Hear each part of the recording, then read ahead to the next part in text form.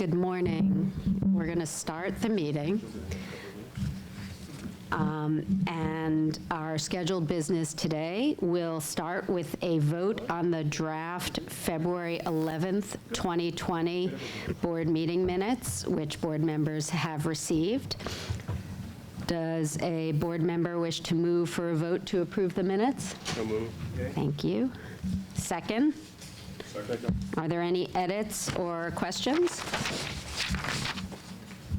Okay, then I'll ask for a vote to approve the February 2020 minutes. Approved. Okay, by unanimous vote, the minutes have been approved. We are going to move now to an update on the restrictive housing rulemaking. As many of you know, the board's public comment period for the restrictive housing rulemaking ended on January 31st, 2020. We received 54 written comments, and over the 2 public hearings in December, we received comments from an additional 59 people.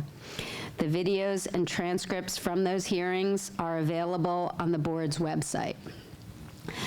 The public comment period raised challenging questions around safety, accountability, health and mental health, and the humane treatment of New Yorkers. While there's still diversity of opinion about the path forward, all parties agree that we need a new discipline model in the Department of Correction. There is broad consensus in this room and across the city that the model of repeated and prolonged isolation does not work to change behavior and make the jails safer. Many commenters told us of the ways that punitive segregation harmed them or their loved ones, both mentally and physically. While this board proposed rules that would have greatly limited the use of punitive segregation, we now understand that this city can and should do even more to keep people in custody and staff safe in the jails while treating everyone humanely.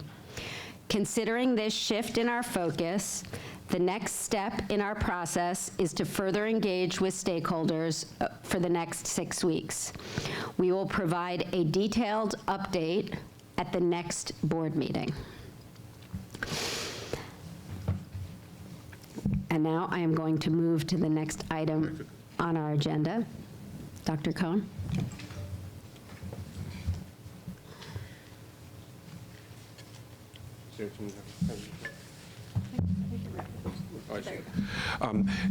It is a problem that we are not moving forward at this point. I'm hopeful that we will, but it's not up to the stakeholders to move this process forward at this point.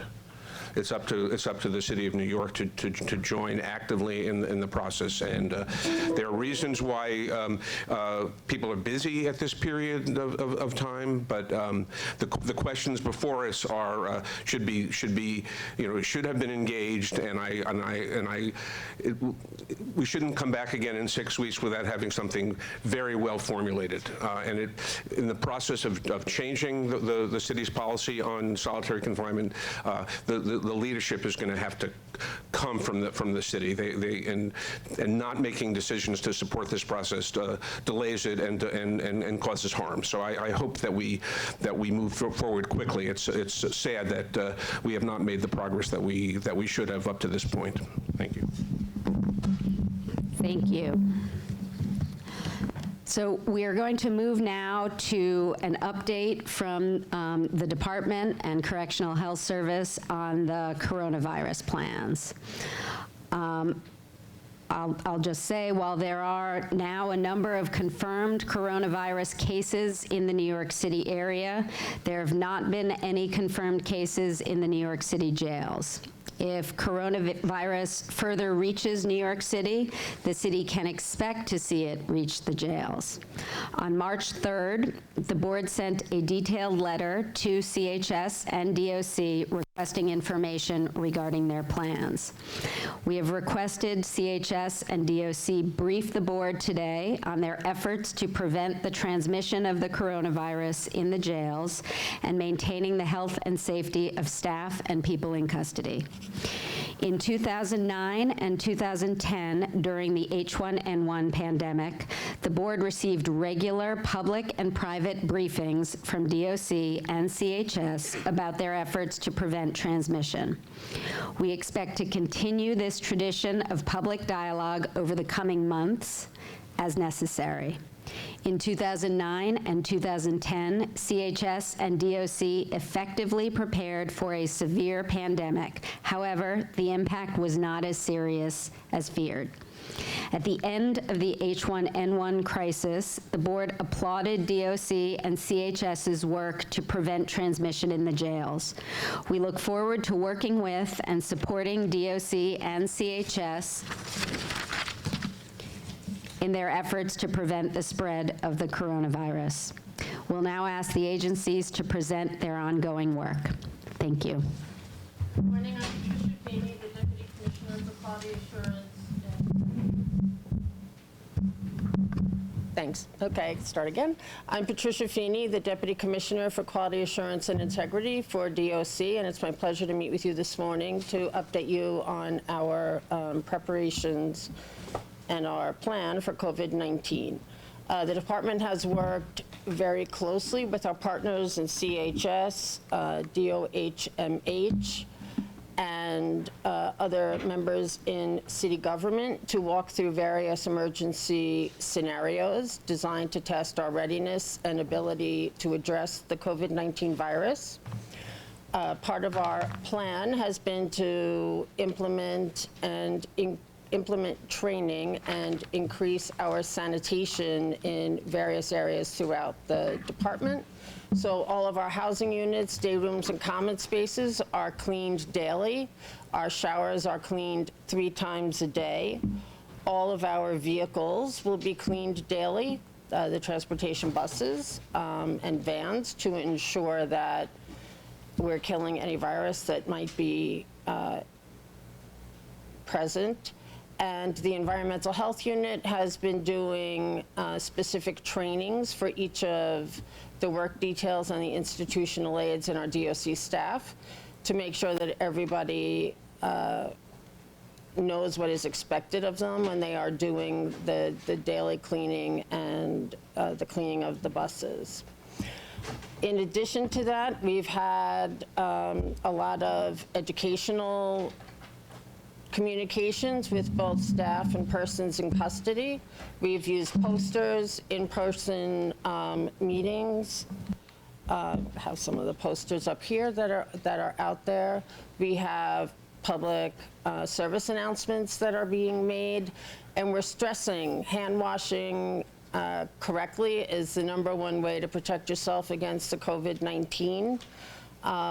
We are ensuring that everybody knows our expectation is that the sanitation is going to be done, and that anybody who is ill will be referred to be seen by our medical provider, and that any staff members who are ill are expected to stay home and not come to work when you're not feeling well. We also are in constant phone contact with our partners, and our communication messages also have been posted in our visit house and on our website, so the member of the public and the staff are aware of the actions that we are taking and what their precautions are. We have a few other posters up here that are being posted. Same if you have flu-like symptoms, fever, cough, and shortness of breath. If you've recently traveled to an area or have been in close contact with someone who has, go to your doctor. And if you're not well, to stay home. We have an appropriate amount of supplies on hand for both personal protective equipment that we expect that anybody who's doing cleaning will wear, and we will follow CDC and DOHMH recommendations as to the use of personal protective equipment going forward. And I think the other message that we're getting out is to keep social distancing. So whenever possible, we don't want people standing on top of each other. We don't want folks sitting on each other's beds, and we're working hard to get that message out as well. So those are the highlights of our plan to date.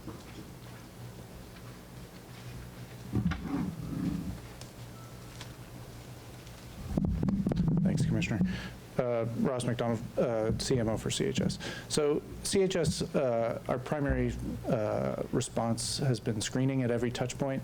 So as you know, we're live in all the EPAS locations and pre-arraignment, which gives us an opportunity to screen and refer for evaluation before a person would come into custody.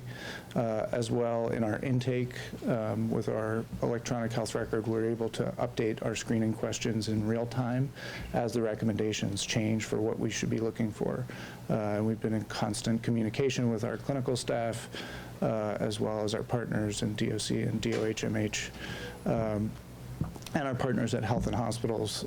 You know, we're lucky to be part of the public hospital system of the city, who is among the most expert in the country at dealing with communicable diseases such as this. And we also have implemented different types of screening for patients in our healthcare delivery system, including the monitoring of any fever in the system, which will trigger a higher level of review and evaluation for the symptoms underlying that, if there's an alternative explanation. And as many of you know, we're much better positioned than other jails around the country in terms of the physical plant with our communicable diseases unit, which is an area where people can be isolated for evaluation while we observe their clinical course and do any appropriate testing that might be needed.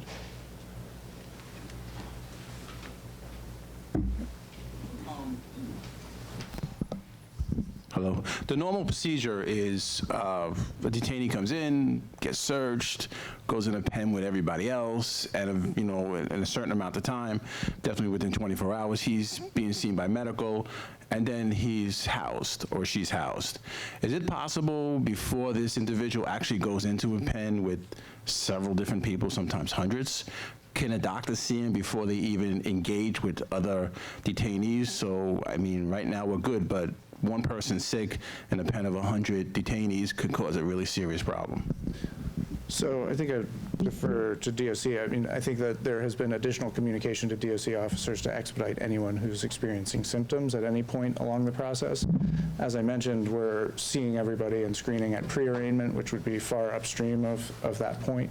Right, I understand that, and I know DOC's on it, and if someone's sniffling, but DOC don't have the experience of a doctor and maybe the symptoms right off the bat. So you know, I would just point out that I think there's a general awareness that we all need to have in these situations, and it's not necessary for a doctor to be doing that evaluation. I think all people in New York City need to use common sense and get help and raise a flag and know what to do if they're concerned about someone. So that's been our focus, and I think DOC has communicated that to their staff. Sorry. So good morning.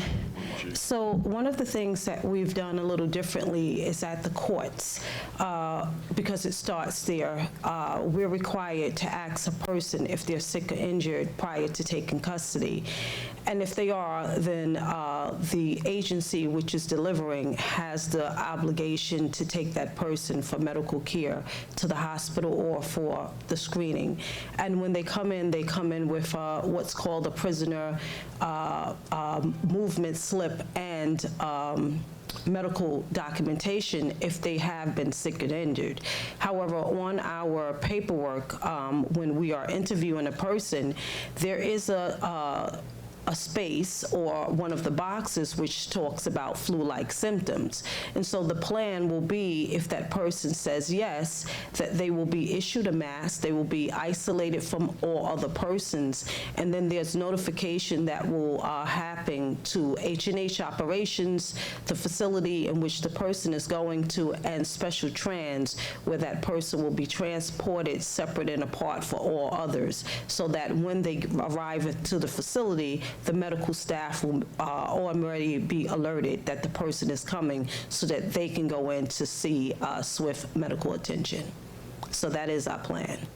So Chief, so if someone does say yes, medical's ready at the door and they go. So this is why the notification has to be done prior to, that we do have a person that will be coming in with flu-like symptoms, so that they can be, they'll be transported separate and apart, and at the arrival of the facility, the medical staff will be ready to see that person. A couple of questions. What's the capacity for the isolation? How many cells do we have with the negative air or negative pressure for containment?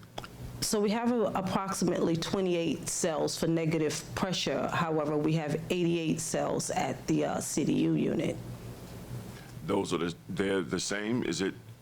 So there is some different, but we have the ability to isolate a person and where they're contained. So 88. How are you handling officers? You telling people if they're not feeling well to stay home? How is the department handling officers who stay home and don't have sick time? And So currently, our staff has unlimited sick time, and that when they're out over a certain amount of days, they have to report to HMD, and they have to be cleared by their medical doctor and HMD prior to returning to work. great. I would just also add that we've been receiving guidance from the law department and from our partners on how to handle individuals who are in need of staying home if there is a diagnosed case, whether people they would not need to necessarily use their accumulated leave to stay out, but there are all sorts of guidance that we've received, and we're going to be following that guidance. Great. And the final question is, Chief Perino talked about the courts. I know the pens, 50 people in the pens. Are you doing increasing the number of transportation buses available so you have smaller numbers of people in pens? How are you handling that kind of So we have increased our sanitation, but effective January 1, with all of the reforms that we have been doing, our new admission processing in itself has decreased significantly. But I'm talking about courts. So we're talking about courts. So we went from an average of anywhere from 900 to 1,200 people going to court to now we're only averaging anywhere from 4 to 5 persons going to court on a daily basis. Wow, that's great. Thank you. I have a You need me back? No, Chief, this is for Commissioner Feeney. I know cleanliness, disinfecting over and over again. I'd just like to say, just a comment, working with you for many years, the department and the city couldn't have a better person in place. You've kept me up many nights as a warden, just trying to get my kid place clean, and you taught me a lot of stuff, and I feel very confident you being behind the wheel, so I just wanted to make a comment. No, thank you very much. I appreciate it. I have a couple of questions, starting with steps that are being taken to screen or provide information to visitors to the jails. Yes, we just recently received some guidance from the State Commission of Correction that requires all jails and prisons to do screening of visitors. And so we've been working around the clock to make sure we are able to implement. It could be implemented as soon as tomorrow. I think the overriding principles that we saw from the slides are if people are feeling flu-like symptoms, if they are experiencing coughs, fever, shortness of breath, they should be thought thoughtful about whether they should be coming for a visit. If people are symptomatic, the plan is to have we would not allow entry for a visit. But we are working around the clock to make sure that we get this plan implemented, and we will keep the public apprised as we have our final plans. So thank you, and that relates to a second question that I have, which is, could you speak a little bit more to steps that have already been taken to apprise the public of DOC and CHS's plans, and plans for future steps to ensure that the public stays informed? Sure. I think that I'll pass it on to DC Feeney, but we do have information and notifications on our website about our visits, and we expect to update those websites as information comes in. And it's a very fluid situation, so as information comes in and we have to update, we will work with our IT division and make sure that we're able to get the best information out to the public. I don't know that I have much to add to that, but that's exactly what we're doing. We're in constant contact with our Deputy Commissioner for Public Information. As we get new information and new decisions are made, it's going out on the website and social media. Internally, we're issuing teletypes, having in-person meetings with staff, using the DOC intranet to get information out. So you can't over-communicate this issue enough. I would also add that we also rely on our partners at DOH-MH. There are also guiding principles from CDC and so State Department of Health. So we're all working together as a city in a unified way to make sure that we are communicating in the best way that we can. And I would just like to request that when the visiting screening policy goes into effect, that we be kept informed and that we monitor how many people get turned away. I wouldn't want to see visits getting canceled based on the recommendation of one person with no ability to have that decision checked. And just want to make sure that, people aren't being turned away because of the fear, but in fact, it's based on some sound medical approaches. We understand. We agree. Yeah, I'm going to second that Stanley's last point. You haven't had visits for the past 2 days. Tomorrow there will be, and it's critically important that your staff understand what the criteria for screening are, and that people coming, obviously people shouldn't come if they're sick.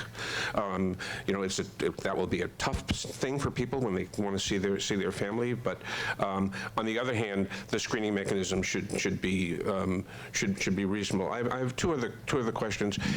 How is the health?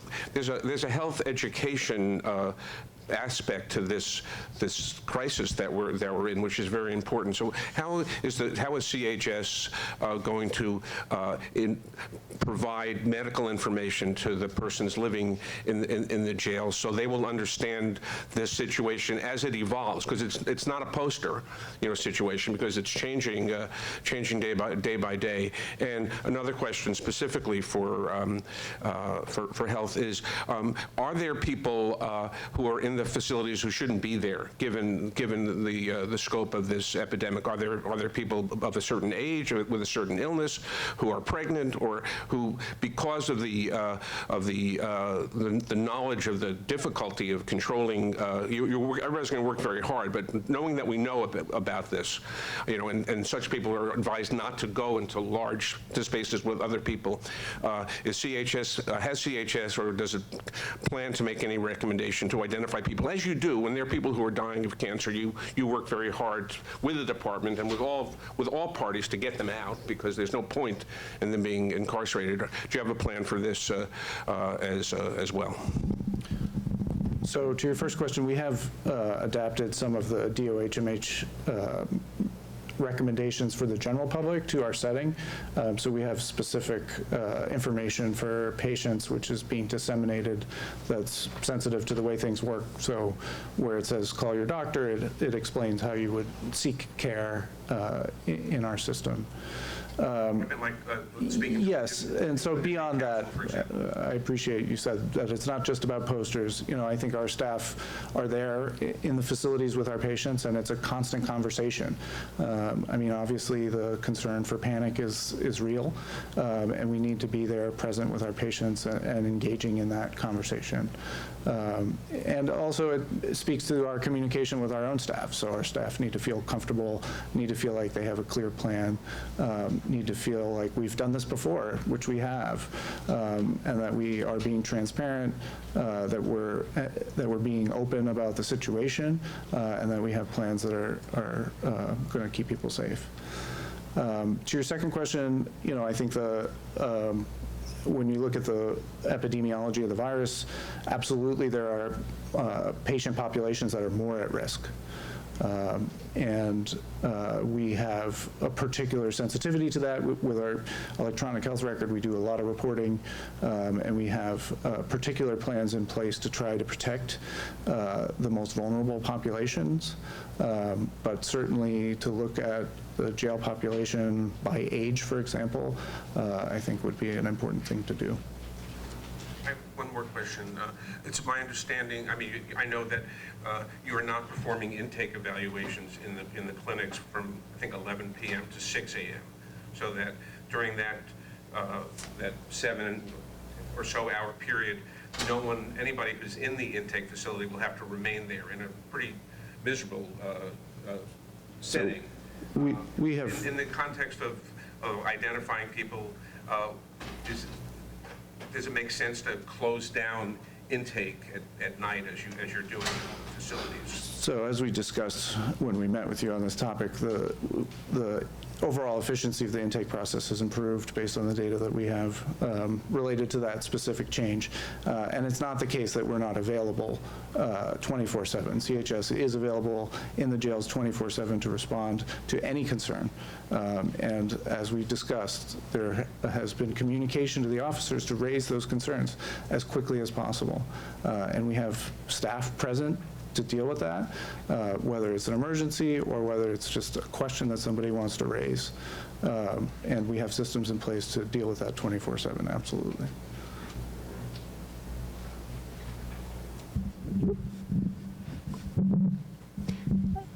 Thank you very much for the update. I think I will underscore what other members have said, that we want to continue to support you in your efforts throughout the jails and over time as this situation develops. And we look forward to continued briefings consistent with past practice as the situation develops and your planning and implementation unfolds over time. So thank you very much.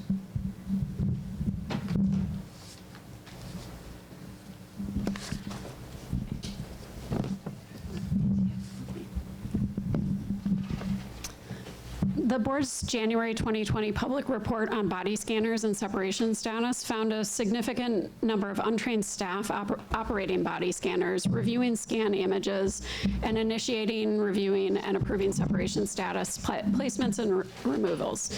In advance of the February meeting, board staff conducted a new audit of training completion for staff conducting and supervising body scans across all facilities from January 18th to the 24th of 2020, which found that DOC staff who have not completed all required training continue to operate scanners and approve separation status placements and removals.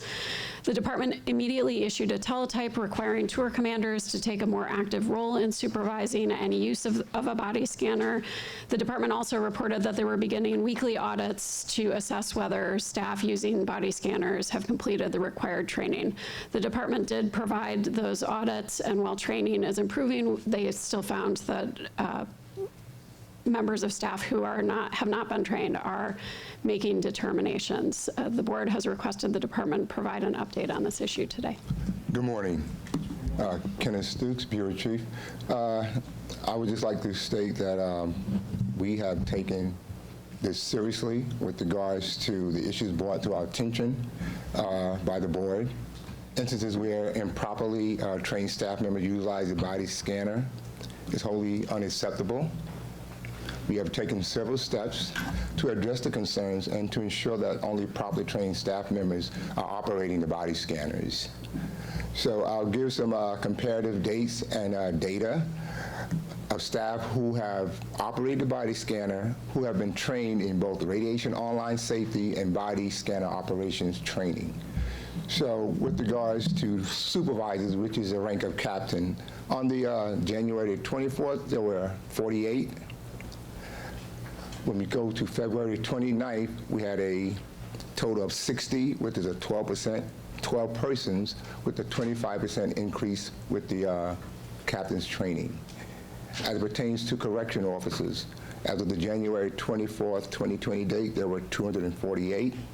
As of February 29th, 2020, 308, an increase of 60 with a 24% increase, totaling 296 persons for that period between correction officers and captains, total captains, and the additional staff training, a total of 368, 72 new persons with a 24% increase.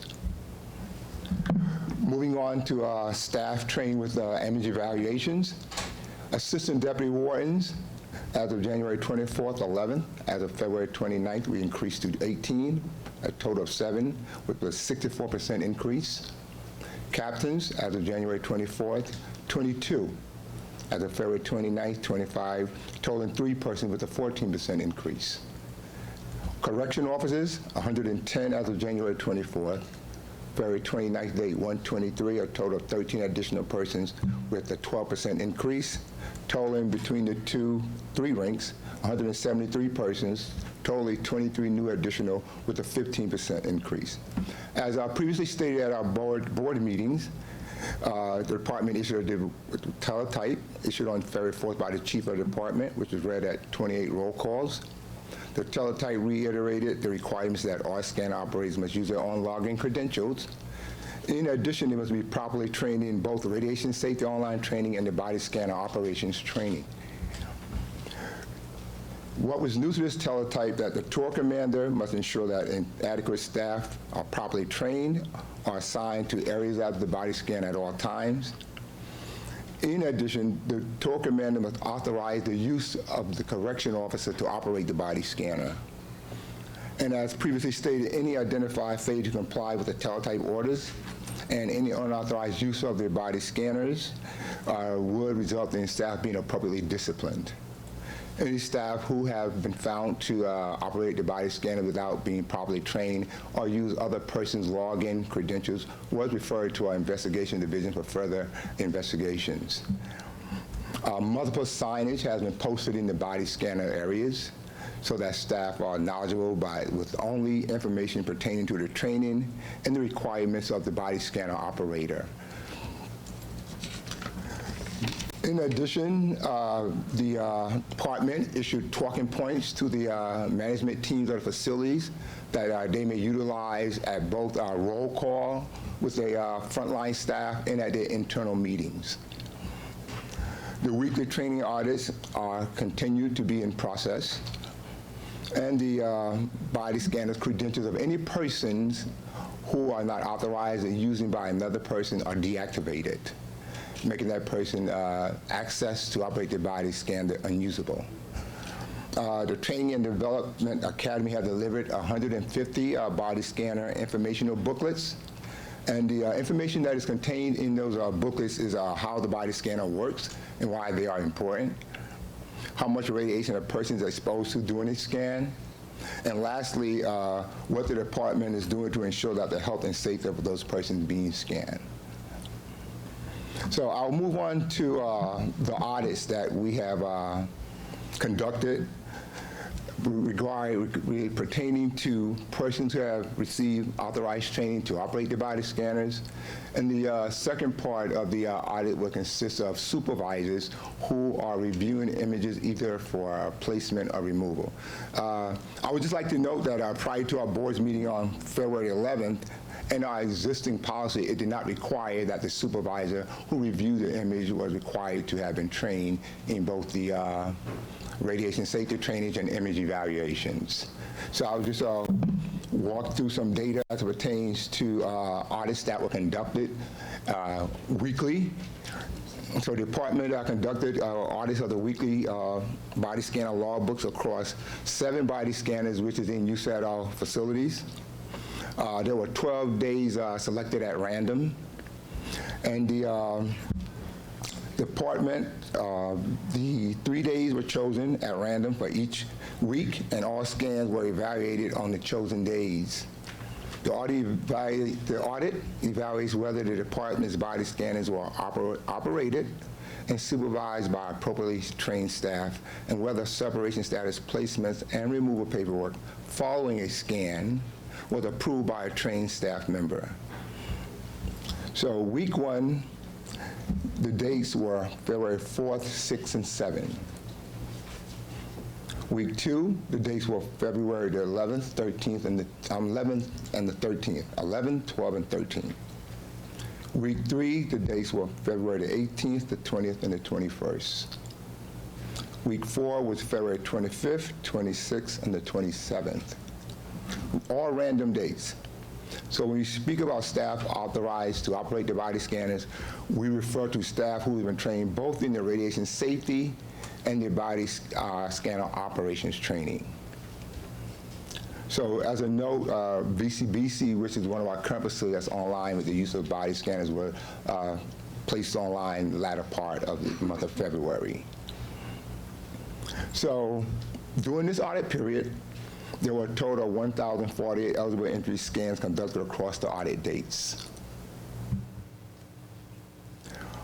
Of this number, 1,034, 1% scans were operated by inefficiently trained staff members. So let me correct that. Of the 1,048, 1,034, which is 99%, scans were operated by properly trained staff members. 14, 1% scans were operated by inefficiently trained staff members. There were a total of 1,030 eligible entries scanned supervised across the audit days. When we refer to supervised, that is the rank of a corrections captain who's supervising the scan after it has been done by a correction officer who operated the body scanner. So 764, which is 74%, scans were supervised by properly trained staff members. 266, which is 26%, scans were supervised by inefficiently trained staff members. I would like to take note that of all the placements for a positive scan that were reviewed by an assistant deputy warden who have completed all the training as it pertains to image evaluations. In addition, as we mentioned at other board members, all of the members who are assigned to the Operations Security Intelligence Unit has been trained in image evaluations trainings. The percentage of scans operated by properly trained staff members increased by 3% from week 1 to week 4 of the audit period. The percentage of scans supervised properly trained staff members increased by 3% from week 2 to week 4 of the audit period. Week 4 had a total of 240 supervised scans, out of 60 which were supervised by inefficiently trained staff. Within that 60 number, one captain accounted for 16.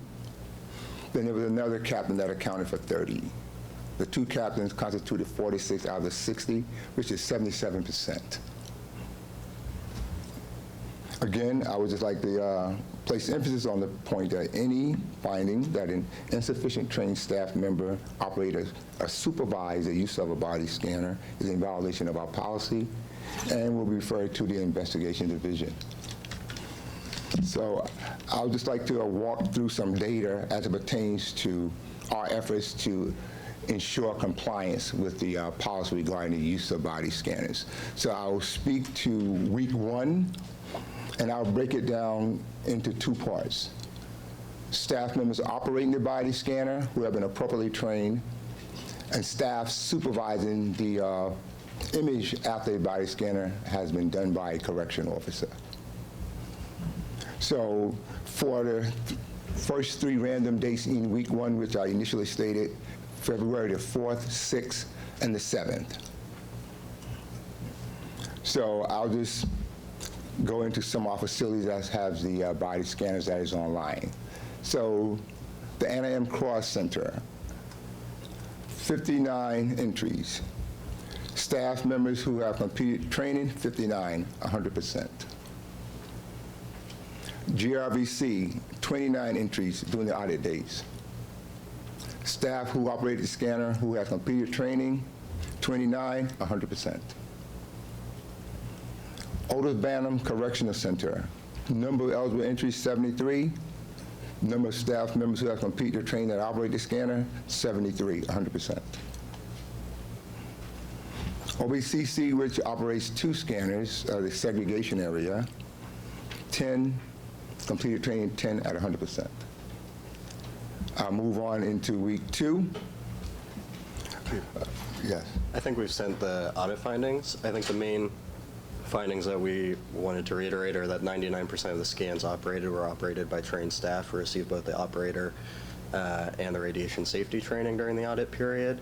We're still working on the captain supervisor training, but any and all placement or removal paperwork related to separation status were reviewed by an ADW with image evaluation training. And as we mentioned prior to the last meeting, we're going to be working with our external vendor to schedule these trainings for our supervising captains as quickly as possible. Over the month of February, we had some cancellations from those external vendors that we're currently working with on, and we're prioritizing those trainings. So we think we have a grasp on the issue. We're going to keep working on it, but we've put a lot of work into it, and we think we're in a good place and on the right track with this.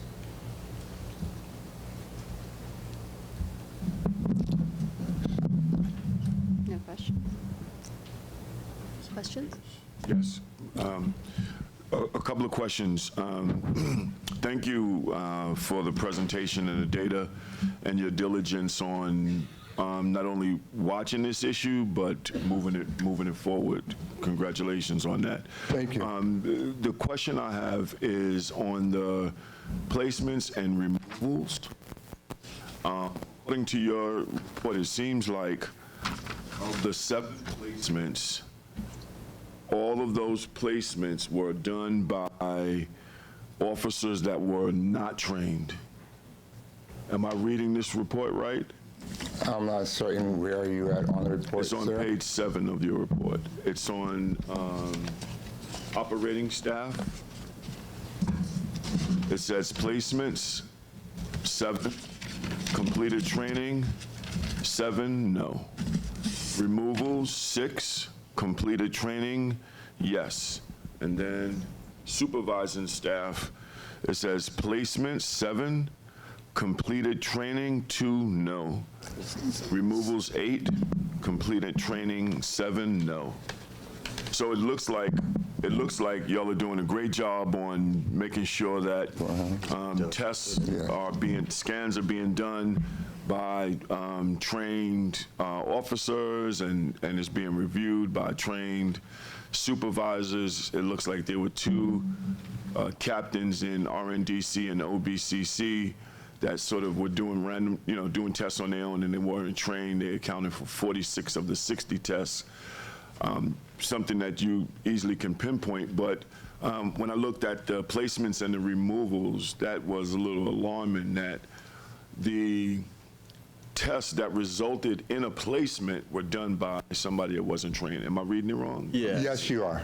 So just to clarify, for the operating staff of the 13 eligible either placements or removals, all of them were conducted, the actual scans were conducted by properly trained staff. Like we said before, we're still working with the supervisor training with the vendor to schedule those trainings and get those captains supervised. But there's an extra layer to this. We're actually doing 3 layers of review for any placement or removal. There's an ADW in the OSIU unit who's trained on image evaluation specifically. So any scan, whether it's a positive or negative scan that leads to a placement or a removal, is reviewed by an ADW at the minimum, also an operator who is trained in image evaluation through those trainings, who is approving or denying that reading of the scan. So for all of those placements or removals, there was a minimum of 2 layers of staff with image evaluation training, and all of the staff that conducted those scans were properly trained. So this is saying that one of those 3 steps, 7 officers were not trained. That's correct. Related to the supervisors, that's what we had explained to board staff prior to the last meeting, that we're going to need some time to work on To do that the portion. supervisors. So this is all about supervisors. So yes, the operating staff usually lies with a correction officer. So when you look at the data here, where it says 7 placement, Right. all those 7 placements were done by correction officers who had completed all the training and were authorized to operate the scanner. So who are the 7 that were not trained? So They were when we just talk about the supervising staff, that is a That's- correction in the rank of captain who But not- supervised the image who had not received the image evaluation training. However, as mentioned, there is an assistant deputy warden at the 3rd layer who works in Operation Security Intelligence Unit, good. who has received evaluation training and is responsible for reviewing either the replacements or removal from separation status. Speaks to the 99% that you got. Perfect. That is correct. So as we mentioned, the supervisor part of the image evaluation wasn't an initial part of our policy, but we are working with the vendor to ensure that we get as many supervisors appropriately trained as possible. No, which this will is, I require mean, some you time. did a great job in making sure people are trained up. The supervisors are the next level. All the ADWs have already been trained, right? It's really that middle band of captains and supervisors that you have to train up. Yes. A second question. Of the 1,000 some odd tests that were conducted during this audit period, was it only 15 people that went to separation housing? Am I reading that right? So it's a little different. I don't have the total placement numbers for the month with us, but this would be looking at only placements that were precipitated by a positive scan Scan. reading. In terms of that level of looking at placements and removals, if it's a negative, if it's based on a refusal, you don't need someone trained in image evaluation. There's no image. But just because it might help you with the report, I think you were looking at the N number, and that N stands for number, not no in terms of training. So that 13 that were either a placement or a removal, that 100% is to say that they were all done by and operated by staff that were properly trained, and they were also all reviewed by staff who were properly trained in image evaluation specifically. Got it. And final question, do they do more tests, but you are unable to determine the result or outcome of that test when you say legible? That just refers to the recording in the actual logbook at the scanner. So if a staff name gets smudged in the logbook, for example, it would be recorded as an illegible logbook entry. So, there are going to be cases of those. We're reiterating the staff the need to make sure there are legible entries in logbooks. And then we're also recording information electronically through the scanner machines as backup. So we use both that information. If we find a discrepancy, we refer it to the investigation division to investigate. Good work. Good work. Thank you. Thank you. Any other questions?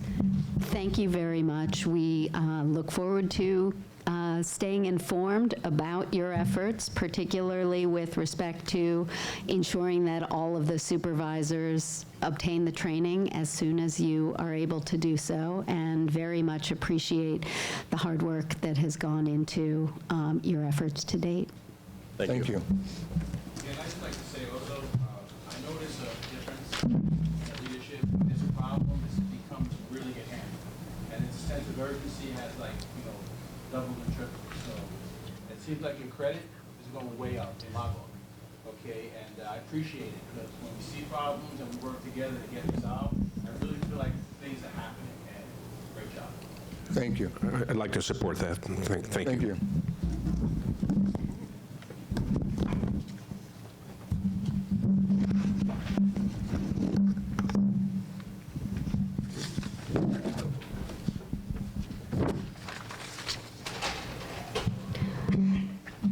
Okay, we are now going to move to hear comment on the department's variance request. The department requested a variance that would allow the department, in highly exceptional circumstances presenting safety and security concerns, to waive the requirement that people be immediately released from punitive segregation for 7 days after they have been held in punitive segregation for 30 consecutive days. The department has not granted a 7-day waiver since October of 2018. The board renewed this variance in January for 3 months, expiring on April 16th. Since the board does not have an April public meeting, the board must consider the request today. The board approved the variance for 3 months in order to allow for the board to consider this policy in restrictive housing rulemaking rather than via variance. The board's proposed rule on restrictive housing incorporates the variance and its condition. The rule's enactment would eliminate the need for this variance. As discussed earlier, this section of the proposed rule is a point of active discussion.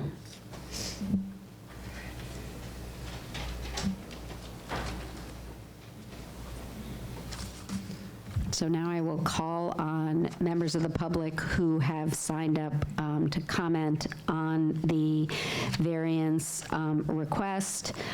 We ask that you limit your comments to the proposed variance. Albert Craig.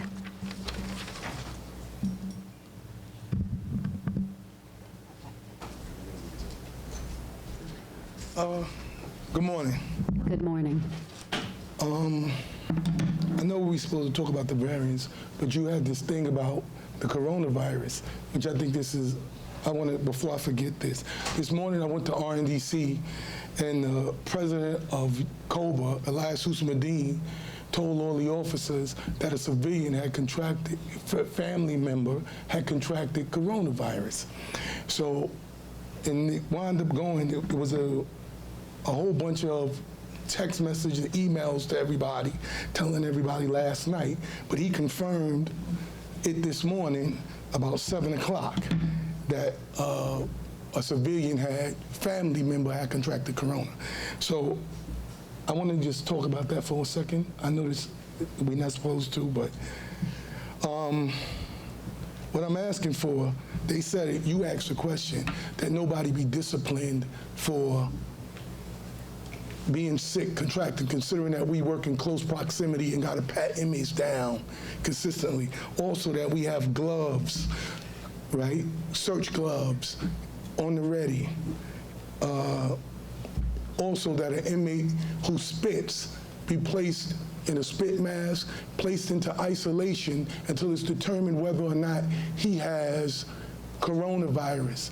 Being that we're touching elbows and washing hands, I think spitting in your mouth, that, we should show some concern about the spitters who are, might give an officer this virus.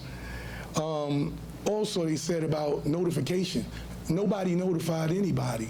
There should be somebody from this department who speaks to the officers personally about what to do, right? Let's say I'm searching an inmate and the inmate is sneezing and coughing and I'm still being ordered to search him.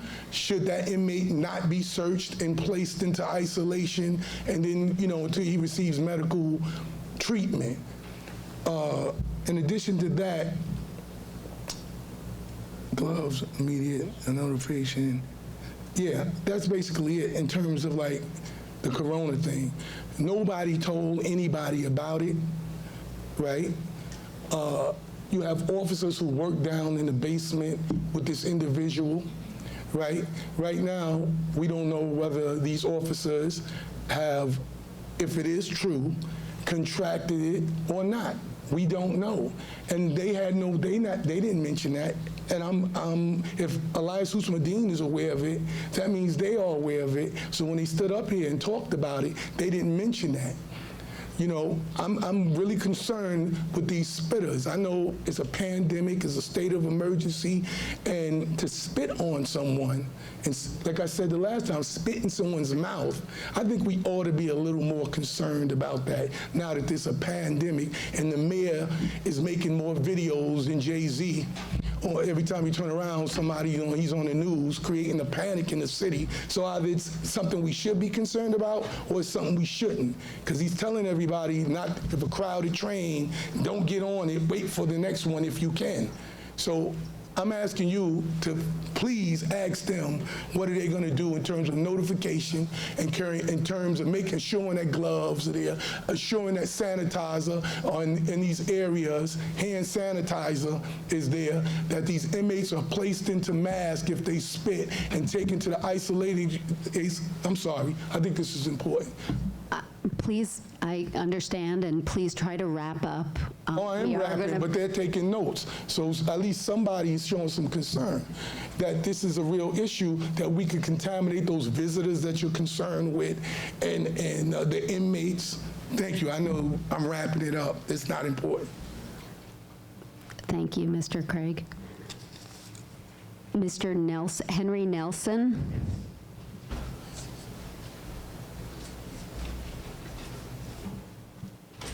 Good morning, everyone. I know everyone is here pretty much with the best of intentions, but I want to talk a little bit about the officers, which right now they have a hell of a job to do, but they also have many tools to fail. Their inmates still housed in gang affiliation instead of classification. There's too many. The concept of 1 or 2 officers controlling multiple inmates was on the basis that it's not a gang-affiliated house. If I tell one person that they can't do one thing, I'm following the rules. I'm telling one person, you cannot do this or that. The chance of me being ganged up on is high. This is a situation that's continuing to go on. Until we get that clear, I wonder, should we even look at the levels directive? Because the longer we take to respond to a situation, the more likelihood of someone being seriously hurt, whether it be an inmate, officer, or any other staff member. We have to understand that. A level A might escalate quicker because they're gang affiliated. I've dealt with that situation on a daily basis, in which we're talking to someone, and being that I'm talking to him, I said, no, you can't go in this area. 4 or 5 more come running over. This is a situation that we could avoid, because the only ones that's going to get hurt is the officers and the non-affiliated inmates with no gang affiliation whatsoever. That's an issue that we need to address. We can make it safer. It can happen. We just have to listen to one another. We really can get there. But until we keep letting it go on and on, it's going to be a problem. And before I leave, I have one other issue. I'm still trying to figure out the concept of, I understand the disciplinary process. I understand if you do wrong, fine, you be disciplined for it. However, I don't understand the concept of being suspended pending an investigation, or the probability of you being suspended. That makes 0% sense. Remove that staff member or officer from any contact or whatever until the investigation is complete. Then whatever disciplinary action comes out of it should come out of it. Then now you're going to have officers hesitating. You're going to have people hesitating. We got this spray, the chemical agents. We going back and forth with that. I'm trying to be reasonable with everyone. If you constantly tell me that if two people are fighting, 2 inmates fighting, and I spray with my intention of no one getting hurt, if you say it's closer than 3 feet, you want to hit me with a charge, it's not, people are misreading the language of the directive itself. It's a guise so you won't have to have physical contact, but so much. You can wash your face, but if 2 people are engaging in a fight which could cause serious bodily harm, and you use your chemical agents with the best of intentions, you should not be disciplined because it's so-called closer than 3 feet. It doesn't make sense. Hesitation kills in corrections. Thank you very much. Thank you. Brandon H.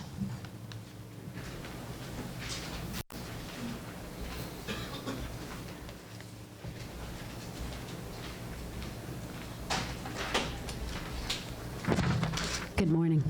Good morning. My name is Brandon Holmes. I'm the New York Campaigns Coordinator for Just Leadership USA. And today, with several members of the Jails Action Coalition, we will uplift the voices and concerns of directly impacted New Yorkers and share proven alternatives to solitary confinement that can and must be implemented with your oversight. I would also like to start just saying I find it difficult to believe we would still be in a rulemaking process these many months later. If more members of this board had reviewed the blueprint and enacted these recommendations, I would never dare wish ill on any of your families or loved ones, but I hope that you recognize that many of us here have loved ones who are still behind that wall, who have experienced solitary. We are taking care of loved ones who have come home and come out of isolation. And our communities are reeling. If your family was behind those walls, I believe if they were in a dark cage, deprived of light, air, or compassion, you would share the same sense of urgency that we have, and you would hold all of your other board members just as accountable as we try to do with each of you every month. We oppose the current variance request and urge the board to reject it. Instead, we recommend that the blueprint be adopted by the board with the recommendations that we've introduced 6 months ago. Jails Action Coalition and the Halt Solitary campaign released the blueprint, a document that outlines how New York City can and must end solitary confinement in all its forms throughout New York City jails in 2019. The blueprint reflects the experiences and expertise of people who have endured solitary confinement, the family members of incarcerated people, mental health, legal, and human rights experts, and many members of our campaigns. It is written in the context of growing calls to fully ban solitary confinement, including from the Progressive Caucus and Women's Caucus of the New York City Council, as well as leading presidential candidates. Additionally, our blueprint has been endorsed by over 70 elected officials, organizations, faith communities, and their leaders, some of whom you all know very well. The overall purpose of this blueprint is to provide key mechanisms for how New York City, the Mayor, City Council, Board of Correction, and Department of Corrections can completely eliminate solitary confinement together in city jails and instead promote alternatives that take an opposite approach to the isolation and deprivation of solitary and are actually effective for promoting safety and reducing violence both inside jails and when people return to their outside communities. In recognition of Layleen Polanco, Bradley Ballard, Khalif Browder, Nicholas Feliciano, and countless other people who have either lost their lives or suffered devastating psychological and physical harm, New York City must take immediate action to finally and fully end solitary confinement. The blueprint shows the way to reach that goal, drawing on proven, evidence-based approaches that are more humane, effective, and safe. And lastly, I would just say, if there is anything that if you need more information or anything you need to better understand from this blueprint, please reach out to the formerly incarcerated leaders and advocates who have crafted this, because there are proven solutions in there. Thank you. Thank you. Sarita D.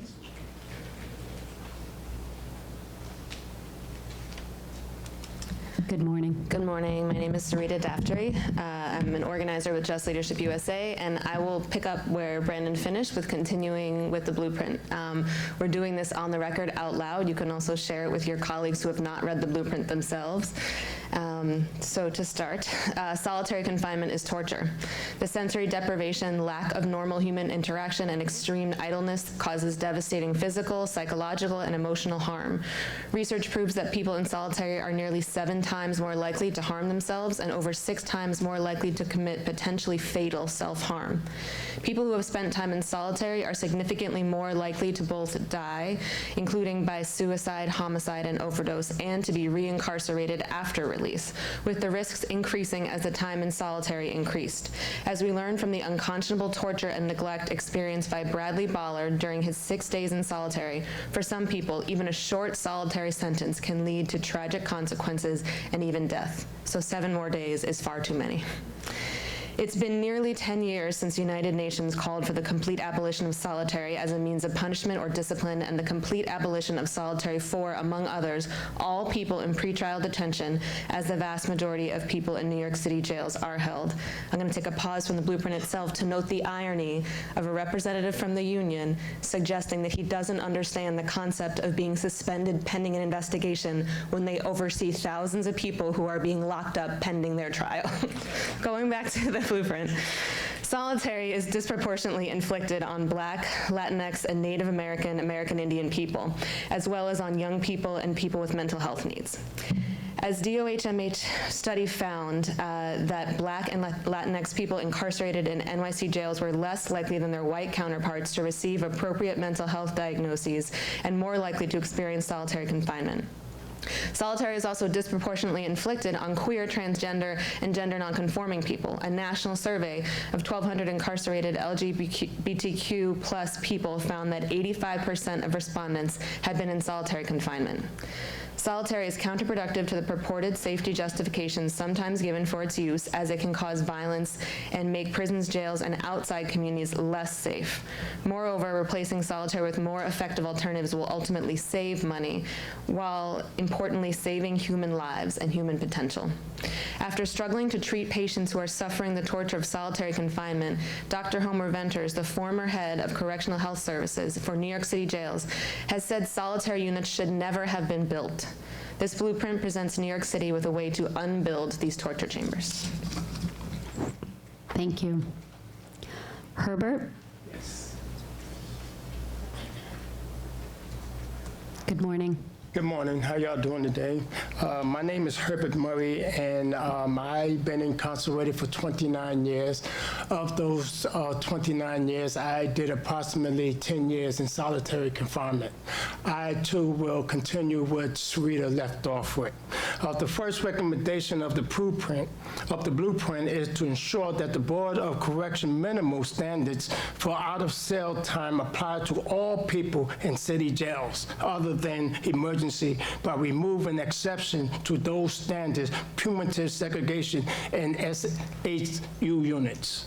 Other than an emergency situation, the Board of Correction minimal standards for out-of-cell should apply to all people in city jail. Section 1/05 of the Board of Current Standard requires that no person should be voluntarily locked up other than 8 hours at a night and 2 hours during the day. The current standards allow exception to those required for people in primitive segregation and enhanced supervision housing, ESH units. Those exceptions should be removed, and the basic minimum standard generally should apply to everyone in city jail, so that all people in the jails have a mandatory allowance of 14 hours out of their cell per day. The minimal exception as contagious disease unit can remain. The reason for eliminating these exceptions in both that solitary confinement is torture, that cause devastating harm, that limited out-of-cell time does not in any way contribute to greater safety or reduction in violence. As we will discuss in more detail, unit that allows separation from the general jail population without any restriction out of their cell have proven more effective at reducing violence and promoting safety. The clinical alternative to permanent segregation units on Rikers Island and the former Mayor Cooper program, New York State Prison, are two positive, successful example units designed to separate people from general population without restricting the amount of jail out of their cell. Thank you. Thank you. J.J. Parrish. Good morning. Good morning. I'm Jennifer Parrish with the Urban Justice Center Mental Health Project and the Jails Action Coalition. The second recommendation of the blueprint is to create minimum standards for emergency individual lock-ins and emergency lockdowns. To address emergency situations that may arise, there should be the allowance, if necessary, for emergency short-term mandatory lock-in for individuals and emergency short-term lockdowns for targeted portions of the jails. These emergency policies should have the following specific and limited ways in which they can be implemented. First, regarding emergency individual lock-in. Drawing from the rules for room confinement in New York City secure detention youth facilities and from other models of youth secure detention policies, such as those adopted in Colorado, individuals can be involuntarily locked in for immediate de-escalation purposes in emergency situations when absolutely necessary as a last resort and when other mechanisms have failed, for the shortest duration possible, measured in hours rather than days, weeks, or months. The purposes of these lock-ins are never to be used as punishment or isolation, but instead to immediately and temporarily separate people to prevent physical harm, to provide a brief time and space for de-escalation and cooling down, and quickly restore people back to the general jail population, or if necessary, to move them to another housing area to avoid further harm or conflict, or to ESH to address underlying issues that are resulting in negative conduct. The presumption should be that such lock-ins should end within 2 hours, with extensions available only when absolutely necessary.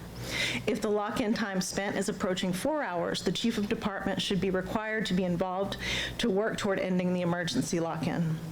For young people and elderly people who are particularly vulnerable to the risk and harm of isolation, there should be a maximum lock-in time of 6 hours. For all other people, there should be a maximum lock-in time of 8 hours. In addition, to ensure that people are not repeatedly locked in day after day, thereby subjected to extended solitary confinement, there should be a total time limit of 8 hours in any 2-day period, or a total limit of 20 hours in any 7-day period. In extreme circumstances where the department believes it absolutely necessary to exceed the multiple-day time periods, the department should be required to obtain a court order permitting a lock-in that exceeds the limit. For each day that the department seeks to extend the lock-in, it should obtain a new court order. To de-escalate the situation as soon as possible and to avoid people decompensating further or even harming themselves while isolated, staff should check on any person who's locked in at least every 15 minutes, and mental health staff in particular should check in on a person within the first hour and at least once every additional hour the person's locked in. And just in case it's not clear to you why we are presenting the blueprint during this comment period, it's because the department is asking you for permission to extend the use of solitary in certain circumstances. We believe that the blueprint is an alternative to that, and while the fundamental point of the blueprint, ending solitary confinement, has been well communicated, the fact that it includes our vision for alternatives to solitary seems to have been lost. So we are presenting the details of those alternatives today in hopes you will adopt it rather than approve the variance. Thank you. Ms. V?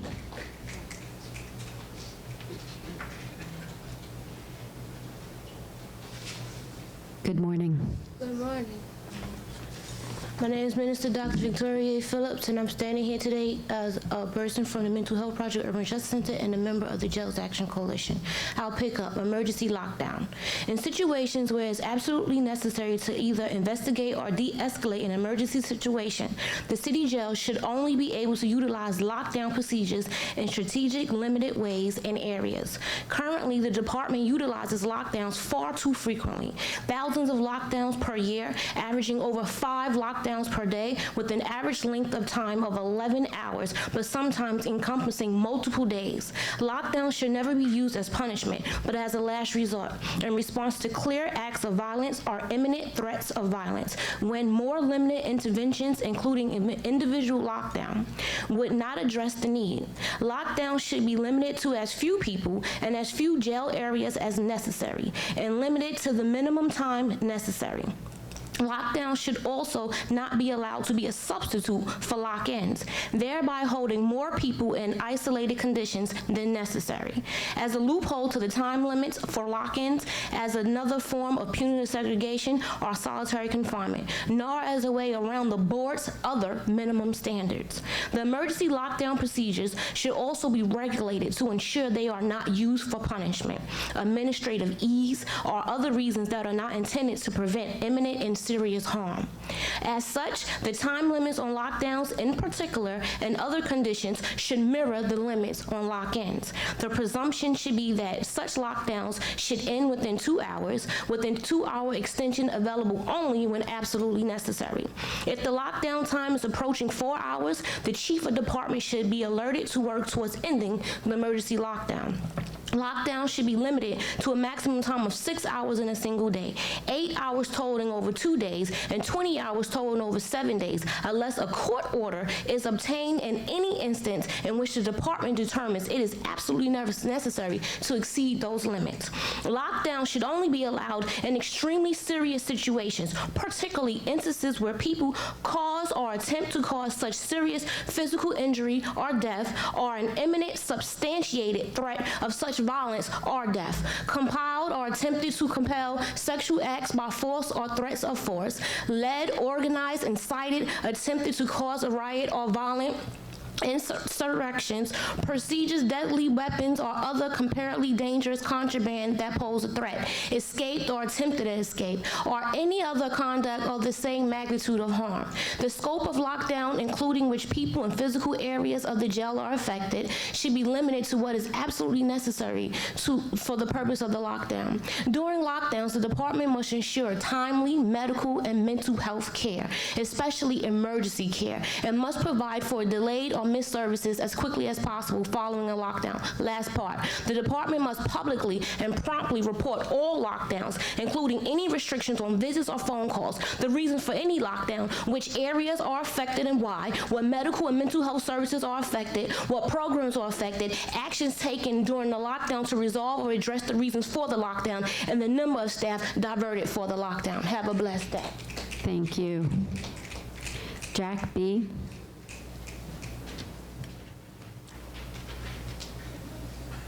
Good morning. Good morning. My name is Jack Beck, and I work on the Halt Solitary campaign. I'm going to continue the blueprint. And this is actually the core piece of it, which is there are alternatives. The third recommendation of the blueprint is to end punitive segregation and make ESH and any other alternative unit actually about safety, rehabilitation, and prevention of violence.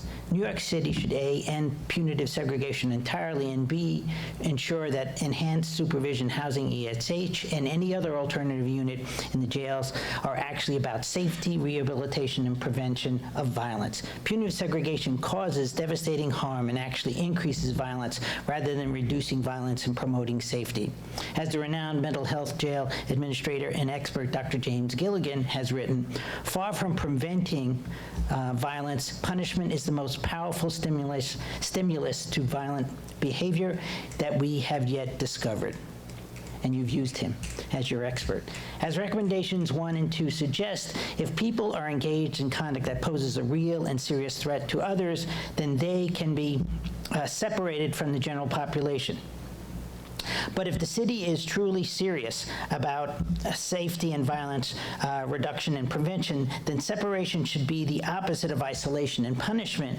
Instead, it involves opportunities for more intensive human engagement and programs to address the reasons for separation and prevention and to prevent future violence or harm.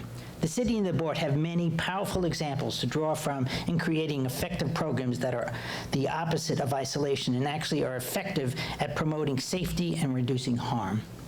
New York City's clinical alternatives to punitive segregation, CAPS, which I'm sure all of you have seen, unit is a much more program-intensive, treatment-supported, and empowerment-based alternatives to solitary confinement that does not restrict the amount of out-of-cell time provided, utilizes de-escalation of a difficult situation, and has greatly reduced the amount of violence and self-harm.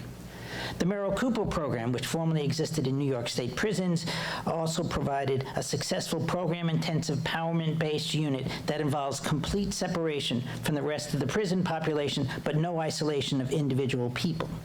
For people deemed at high risk of recidivism, the Merrill Cooper program provided group sessions, intensive programming, peer-led initiatives, increased autonomy and responsibility most of the day out of cell, and the opportunity to earn unlocked cells. Even though Clinton Correctional Facility is considered one of the most violent prisons in New York during its implementation from 1977 to 2013, its Merrill Cooper's unit reported high levels of safety and near universal praise from correctional officers, participants, and administrators. The issue is not separation, but engagement, and the issue is not punishment, but treatment. Thank you. Tamika?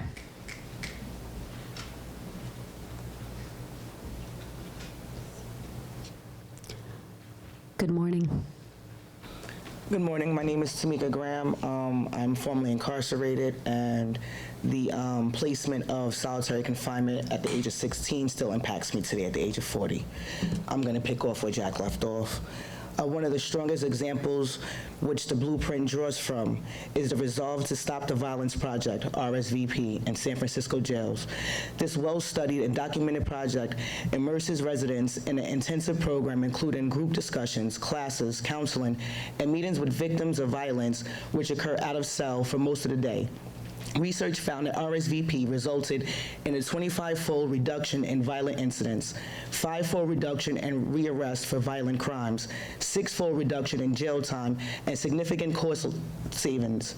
If New York City is serious about increasing safety and reducing violence, the Board of Corrections and Department should replace solitary confinement with a program akin to RSVP in the city jails. Based on these successful models, we suggest that ESH and any other units should have comparable congregate human interaction, comparable amenities, TVs, etc., and comparable congregate programming as in the general jails population, in settings that are conducive to congregate interactions and congregate programming with at least several people. In total, people in ESH or any other units should have access to at least 14 hours of out-of-cell time, including at least 7 hours of out-of-cell congregate programming per day. These units should also have additional high-quality alternative programming aimed at addressing the reasons for separation, including therapeutic, anti-violence programming, restorative justice, and cure violence health programs, which the board has previously recommended. The RSV program mentioned above should serve as a model. The department must also ensure opportunities for mental health and substance use treatment, as recommended by the board. These should be additional meaningful, substantial, and repeated training for staff working in ESH and other alternatives units on topics including conflict resolution, mediation, de-escalation, restorative justice, and use of force as recommended by the board. De-escalation and meaningful use of positive incentives rather than the use of disciplinary sanctions must be the primary methods for addressing issues that arise in the general jail population in alternative units. Thank you. Thank you. Gregory?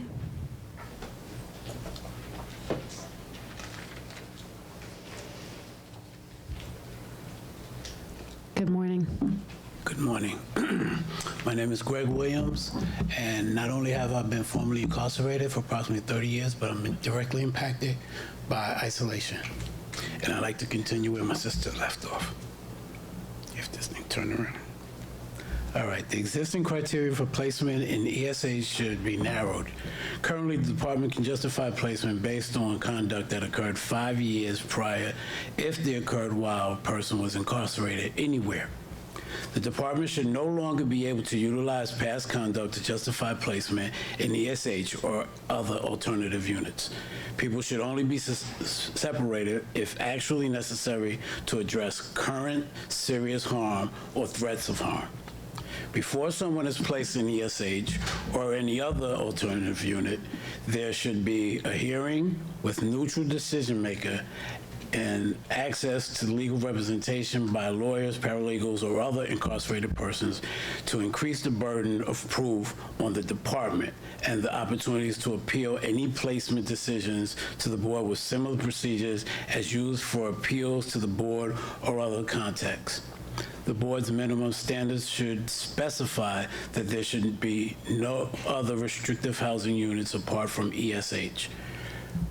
The fourth blueprint recommendation is to adopt specific mechanisms and time limits for getting out of ESH and any other alternative units. There must be clear mechanisms and processes for people to be discharged from ESH and other restrictive housing units, including completing programming, release at periodic review, and mandatory time limits.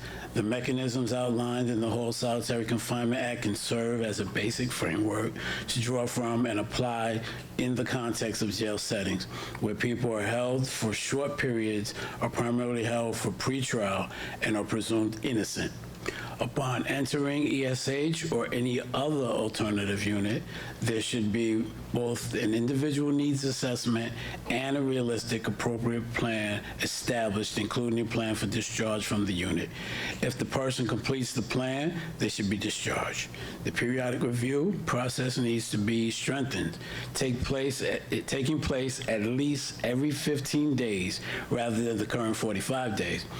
A multidisciplinary team, including program staff and treatment staff, should carry out this review and should discharge a person if deemed appropriate. The person should be told what they need to do to be discharged. There should be a total maximum time limit of 4 months in ESH or alternative unit. There should also be a board appeals process, like other boards appeals, where for decisions related to the placement in ESH or other alternative units and denial of discharge. Thank you. Thank you. Fran?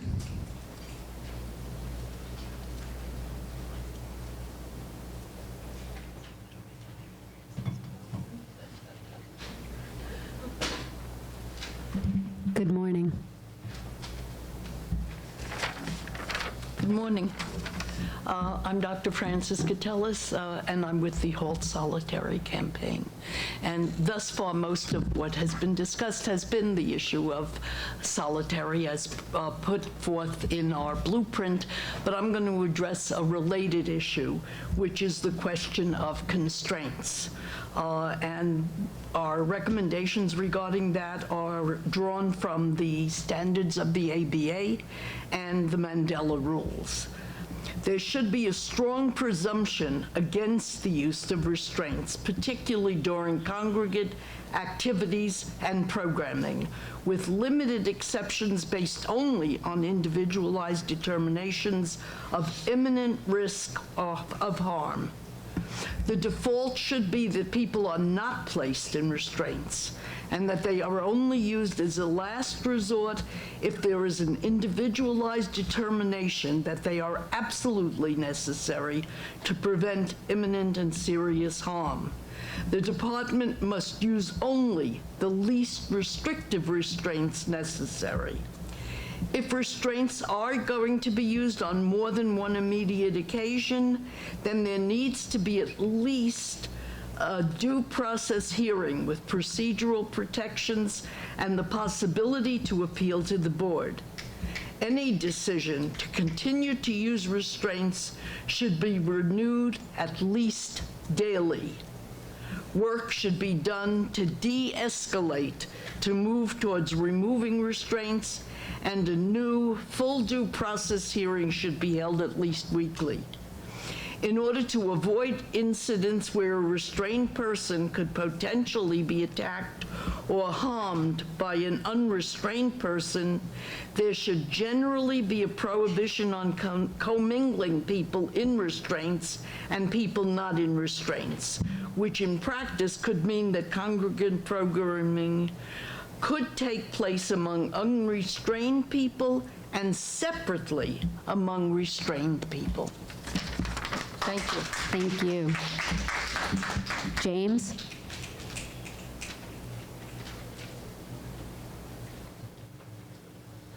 Good morning.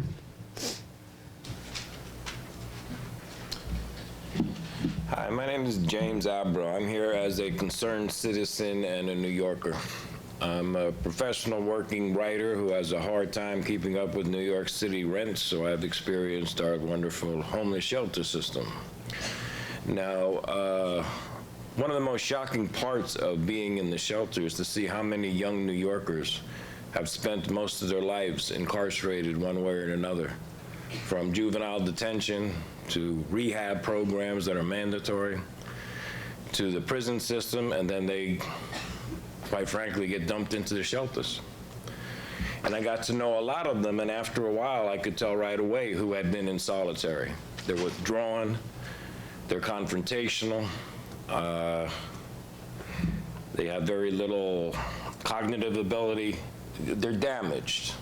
And outside of all the changes in rules and regulations, I think we have to go back to what Brandon was talking about. How would you feel, how would any of you allow your own children to be treated like this? Because, you know, they not only lose years of their lives, they psychologically, how do you overcome that damage? I don't know if these kids I met in there will ever overcome that. How are they going to be productive members of our society if they're coming out that way, right? So, so I'm supporting the blueprint and, well, to stop solitary confinement. We shouldn't be doing that anymore. You know? Thank you. Thank you. That concludes the public comment period on the proposed variance. At this time, I will ask the department to present the variance.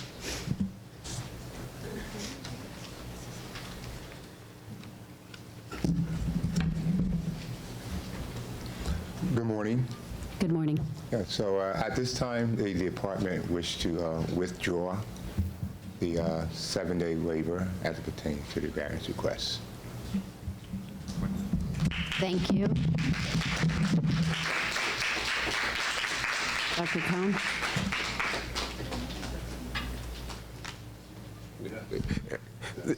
We should just be, the reason this has been withdrawn is because the vote would not have passed.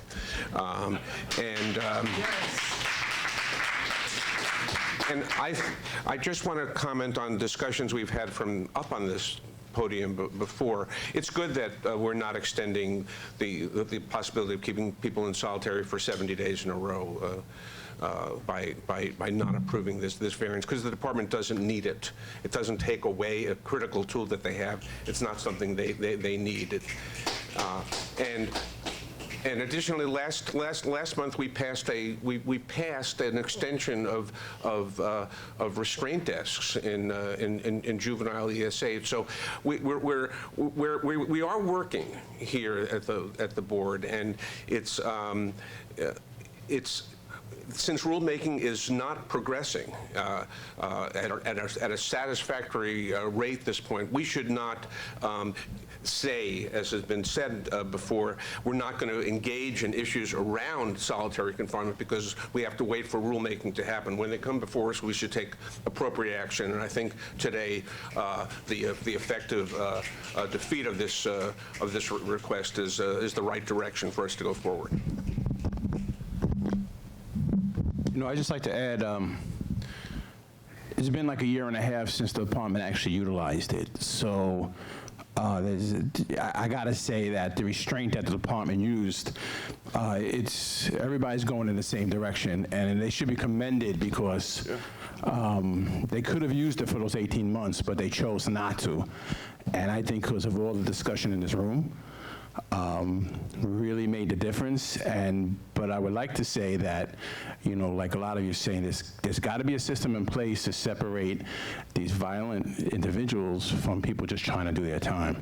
And it's such a small amount that's actually causing the violence, such a small amount, but it's hurting people that's just trying to do their time. So a lot of the blueprints that you're talking about, we need that. We need a separation desperately, because I don't want to see nobody get hurt. You know, punitive segregation even though it don't work, okay, it did provide that separation. So we need to find something to separate these individuals to keep our community safe. So I just want to add that the department had a huge amount of restraint. Even though they had the tool, they did not use it for 18 months. I want to make a comment to your point. I think what I heard loud and clear from the blueprints, I met with them before, is not just about separation. It's actually about making sure that people actually get those skills and the support they need to be able to regulate their emotions and behavior. And I think that's what I would like to commend the department. I mean, that's a direction to move. It's our obligation at the board and at the Department of Corrections to help the people that they serve be better to work in society, not just to separate them.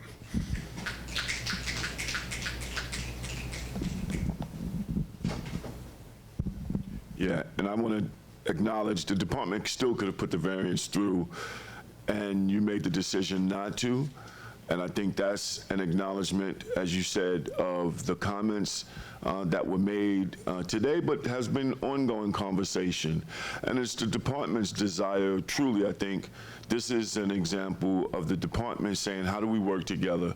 We want everybody to be safe. We don't want to have isolation be the tool that is used. And I think we're on the cusp of really being able to do something that is powerful in terms of making sure people who are incarcerated are safe and do it in a humane fashion. So I just want to acknowledge the department, look forward to the ongoing conversation, thank the advocates for your hard work and thinking this through and sticking it through with us. And I look forward to the next phase of our work together. Thank you. The Correctional Health Services has requested an opportunity to present an overview of their re-envisioning of its service and staffing models. So I will invite CHS up. Right, good morning. Do I have a PowerPoint? I don't know how to do this. So just, great.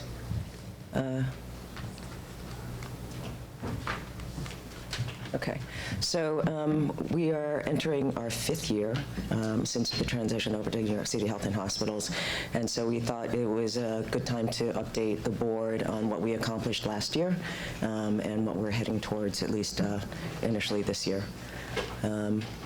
Sorry. Okay. So we actually migrated from our electronic health record system, which had been a legacy system from the DOHMH days. The vendor was less than responsive, and it was getting a little bit unstable and not particularly responsive to our needs from the beginning. We purchased and adapted a record system which we call SHARE, Correctional Health Electronic Record, and migrated completely beginning in April at Rosie's and Horizon, and in July, all the rest of the facilities. Our target date had been December of 19, and we beat that target. We launched our point of reentry and transition practices in July. These are, there's a couple of elements related to the PORT program. One is very notably 2 outpatient clinics that we have at Bellevue and at Kings County, where our providers rotate through side by side with the hospital primary care providers, offering care to people who are released. We make appointments for people and referrals prior to discharge from jail. So there's that continuity of provider care where the person whom you might have seen inside is the same provider who can take care of you outside. We have community health workers who are both in the jails and in the hospitals, so there's that warm handoff, and when you actually arrive at the hospital for your appointment, you can just text our community health worker who will meet you at the door, walk you through the registration process and into clinic. You can stay in clinic in our PORT clinic practices as long as you wish, although the goal there was really in the 4 months immediately post-discharge that you can begin to migrate over to the primary care setting in a managed care setting in the hospital outpatient departments. We also have a PORT line, which is staffed by community health workers. All our community health workers have lived experience, and they're available to answer any calls, make referrals, connect you to care or assistance of any kind. Last October, we opened our fourth and last enhanced pre-arraignment screening service, and there's about 33% of emergency department runs have been avoided since we started this process. The borough-based jails, we have been an integral part since the beginning for the planning of what the borough-based jails will look like. We're really excited about the opportunity to create much more normalized, dignified settings for people who do need to be in detention. We have continued to increase the number of jail-based therapeutic housing units that we have in the physical plants that currently exist in the jails. There are limitations in terms of HVAC and natural light, but we have been working with the Department of Correction very well to expand the number both of medical substance use and mental health therapeutic units, the latter being the more famous, the PACE units, and we are actually on target to open all 12, get up to 12 PACE units by the end of this year. These jail-based therapeutic housing units have really been remarkably successful in terms of creating a better environment where the correctional health staff are actually embedded in those units. There's better access, there's more continuous interactions and therapy. In the mental health units, for example, we've seen medication adherence, voluntary medication adherence up by 50% and self-harm down by 25%. Oh, I went the wrong way. That was not good, sorry. Our outposted, you might have read about this, but we were really excited last year to be able to get approval to create outposted therapeutic housing units. This has not been done anywhere else.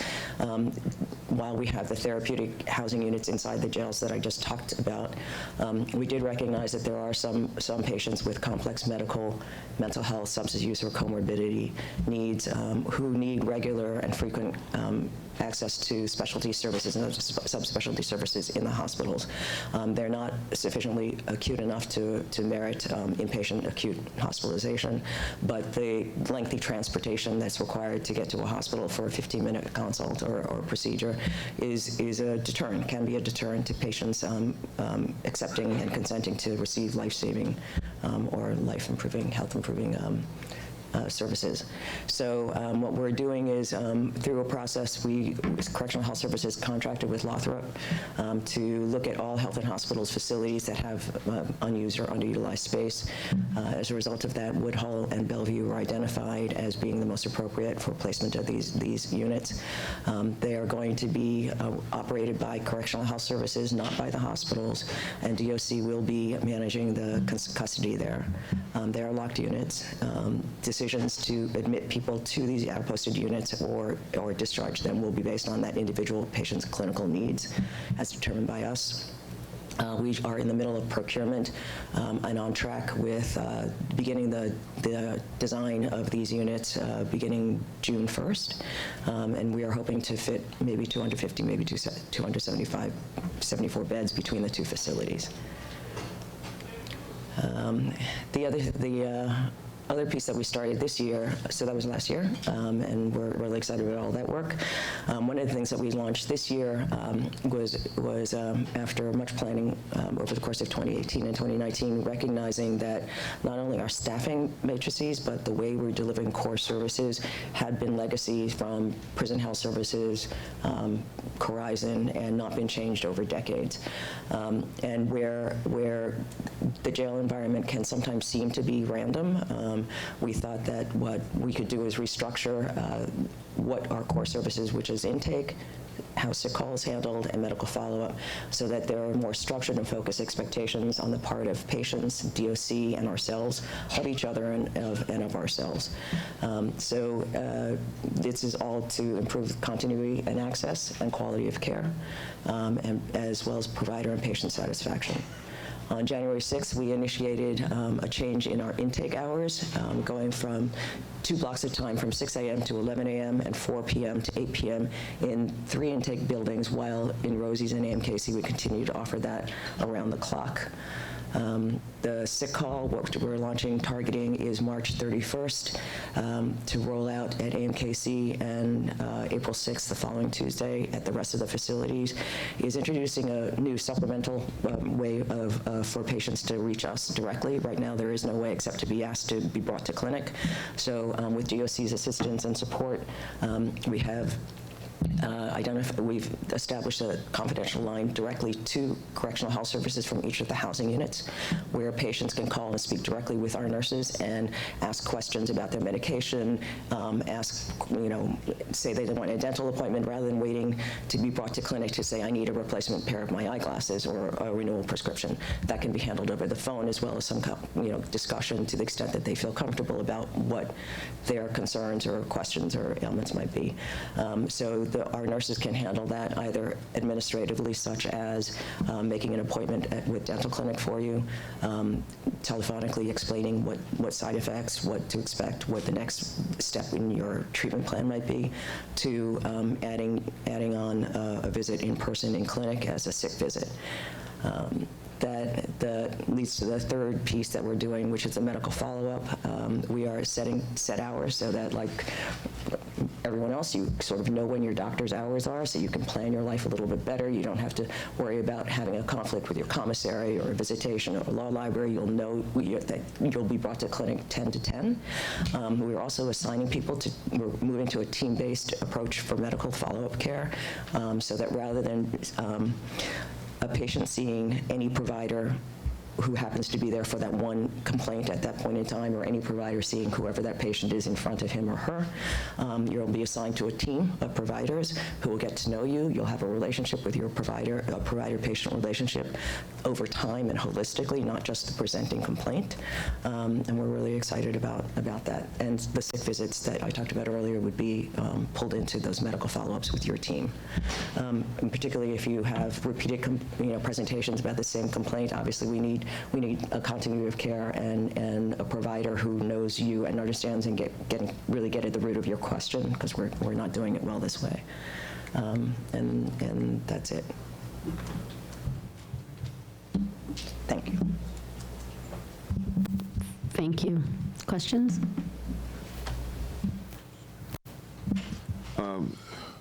Thank you for this presentation. Sure. As you was going through some of the points, I was just envisioning how timely this with the borough-based facilities, right? When you get to a vertical facility, the ability to have this kind of technology play into the delivery of services and to have this rolled out is really good. You said you piloted the intake. Could you share some of the results between what you found in terms of the way you are envisioning doing intake medical screening in the new way versus how it's been happening around the clock before? Have you seen differences between the two models? One of the more remarkable, not surprising, but notable changes has been how well collaboratively and cooperatively DOC and CHS are working for orderly and timely throughput, of patients through the intake process. It had been a little bit less structured before, but now with the chief's support and the commissioner's support, it's very much, first arrival in is first brought to us and first housed, so people are in the intake less. And Chief, have we seen people get into their assigned housing units faster? I remember it used to take us days to get to a housing unit to go see medical and get cleared. Are we, as a result of this, seeing people get seen faster, getting placed in housing faster? So the ideal is to have medical treatment initially, to see someone if they're sick, and then for their new admission processing as expeditiously as possible and to be housed, because the design is not to keep anyone in the intake process for prolonged periods of time.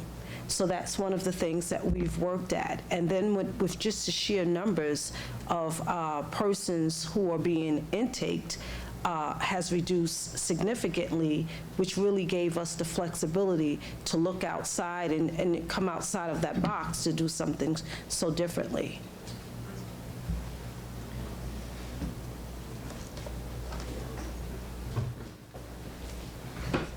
Patrick, this is fantastic. Can you talk a little bit about young adults and adolescent services? I mean, are we doing anything specifically to kind of meet the science in terms of healthcare and mental health needs for those up to age 24? Yeah, do you want to talk about, I don't know, I just want to address that. So I think one of the things that is so critical about this effort is really to have a more concise team full of people who are specially trained, and sensitivity to different populations is absolutely part of that. So we were really able to build a team of intake physicians with special qualifications. It was a new position within CHS that we hired separately for and interviewed for. And we have a touch point with that group, that much smaller group, where we can go through protocol changes as well as really the range of teaching and best practices for what we want our staff to be doing. So young adults is an example of a special population that has special needs, and where we can work with those intake providers to understand exactly what we want out of the intake process. I mean, my question comes from the context of knowing that actually everyone is talking more and more about the importance of adolescent pediatricians, and I didn't realize actually until recently that New York City has 3 of those programs, and we are kind of the envy of everyone else. So is there any surge or intent to actually bring those expertise into your fold? So we do have adolescent trained staff on the psych side, and at Horizon, as you know, pediatric staff. Separate, because it wasn't a new initiative this year, but we have our young adult service, which is a team specifically tailored to relationship building with that group, and they do a lot of in-jail support.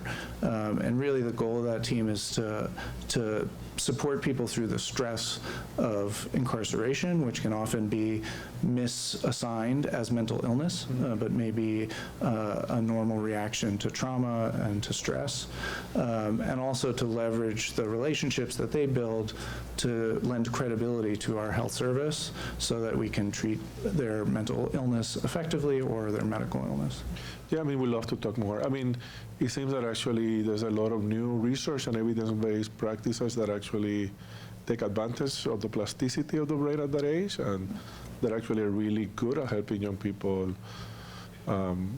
reduce the likelihood of violent behavior. Yeah. So we should be looking at that together. One other point related to what Patsy presented, I think our involvement in the development of the therapeutic housing units for the borough-based facilities absolutely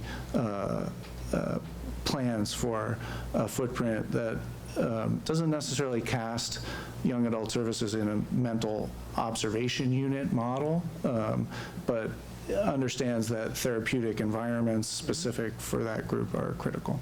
Take care. And could you just walk through, I'm sorry, Bobby, could you walk through on the telehealth, someone comes in, what does that process look like? How does the person get engaged? Person is detoxing or on medication. How does that whole process work? Yeah, so it's a nursing-driven process, which is not new. So if you know anything about the way our intakes have worked for many years, the first touch point is nursing, and there are a range of things that the nurse does. We, over the years, have piled a lot of public health interventions into the intake. So it can be a lengthy process. Nursing starts doing some of the essential screenings, offering rapid HIV, rapid Hep C testing, EKGs for certain populations, and asking the initial screening questions, as well as anything special like the coronavirus screening that we've talked about today. So that part of the process is very similar to what people are used to. The change is that instead of now going back to another waiting area or back to the pen to wait to see the doctor or the PA, that nurse will bring up the doctor on the telehealth monitor. So it's a collaborative process between the nurse who's there with the patient. It happens in real time, and the doctor will go through their part of the process. That is quicker or longer depending on the complexity of the issues that we need to deal with. But we think that this really allows us to have the most specialized people on the doctor end doing that very critical task of intake, because it really sets the tone for how we're going to care for that person for the duration of their incarceration, while still preserving the human contact with the nurse. Yeah, I'd like to comment on this process. Another way of describing it is that in facilities, right now I think this would be RNDC,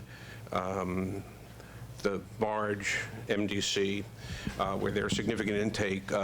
There will be no, as well as in RNDC and AMKC, from 10 a.m. till 8 a.m., I'm sorry, 10 or 11 a.m. to 6 a.m., I think it's 10 to 6, for that period of time, there will be no intake going on, so that people who come into the receiving room during that period will not be seen by anyone, because the routine intake process is closed down. I find that sad, objectionable, inappropriate. I'm not sure that that's a violation of our standards, that particular issue. But I'm surprised that that CHS would decide the best thing to do at this moment in history is to say we're going to leave people in receiving rooms for extended periods of time, closing them down at night. Now, to be clear, it could be understood. There will be a doctor. That's required by our standards in the clinic during that period. There will be correctional staff in the receiving room during that period. They just won't be doing anything relative to, the medical staff won't be doing anything relative to intake. They won't be doing sick call. They won't be doing intake. They won't be doing follow-up. They will just be there. And I think particularly at any time, the goal would be to, if someone is in intake, to get them out of there as quickly as possible. So that is a problem with this procedure. Secondly, our standards require that there be a physical examination of the patient when someone enters this facility by a medical professional. A medical professional is defined as a physician assistant, or a nurse practitioner. It is not it's not a computer screen. And I am disappointed that Correctional Health Services would think that it is an improvement in our system to take someone who has been arrested, usually, has been in a police lockup, has made it to arraignments, has been their only contact up to that point has been people who have been not on their side. And to come to the medical service, where I came many years ago to work as a doctor, to be the person who could be there when someone gets their intake into the facility, rather than a computer screen. Now, our standard is very clear that it requires a physical examination, and our counsel has reviewed the subject and said that it is a violation of our standard to have to not have a physical examination. CHS should be asking us for a variance to allow this, or for us to consider it, but they're taking the position, as I understand it, that they don't have to do that they are going to ignore our standards. I think there's lots to talk about here. There are ways to do things differently over time. But I hope that we will very quickly get a request for a variance from you, that you will stop closing down intake during a substantial part of the day, and have your goal to be no person spending any more time than is necessary in intake, and that cannot be done if you're closing down the intake for 10 hours a day. And And that should be done right away. There's some other elements of the re-envisioning which might be excellent, and I look forward to them. But right now you are in violation of our standards, and therefore you should ask for a variance, which we can consider. Thank you. What was the basis for the time? So the basis for the timeframe was really to try to normalize, as Patsy explained, to be doing this critical relationship building and initial intake into our healthcare delivery service. There's no other medical setting that exists where you try to have a relationship and an interaction like that in the middle of the night. So we're trying to normalize, we're trying to standardize, we're trying to control the process, which also allows us to work with our partners in DOC to make sure that the process happens orderly and quickly and timely. And that's a critical element of it. Just because we were available to be there overnight doesn't mean that those were happening timely throughout history, going all the way back. Just to say to Bobby's points, we have deep areas of disagreement on this, clearly. We at CHS are not doing this because it's easier for us. We're not doing it to save money. We're doing it because it's the best way to do the work that we care about, that we need to do for our patients. So we can talk about your concerns about it, but I just want to be clear that for the people who are passionate about this work and do this work every day, this is our strategy to do it right. Well said. So, I mean, have you asked the department, like, in terms of just understanding the impact when you shut off intake at 8 p.m., like, how many people will that impact? Like, because I know, people who come in after arraignment in the evenings or late night will get to the facility early in the morning, which means they would be around for at least 5 or 6 hours waiting till 6 o'clock. Like, have we thought about, like, what's the impact of how many people by changing this?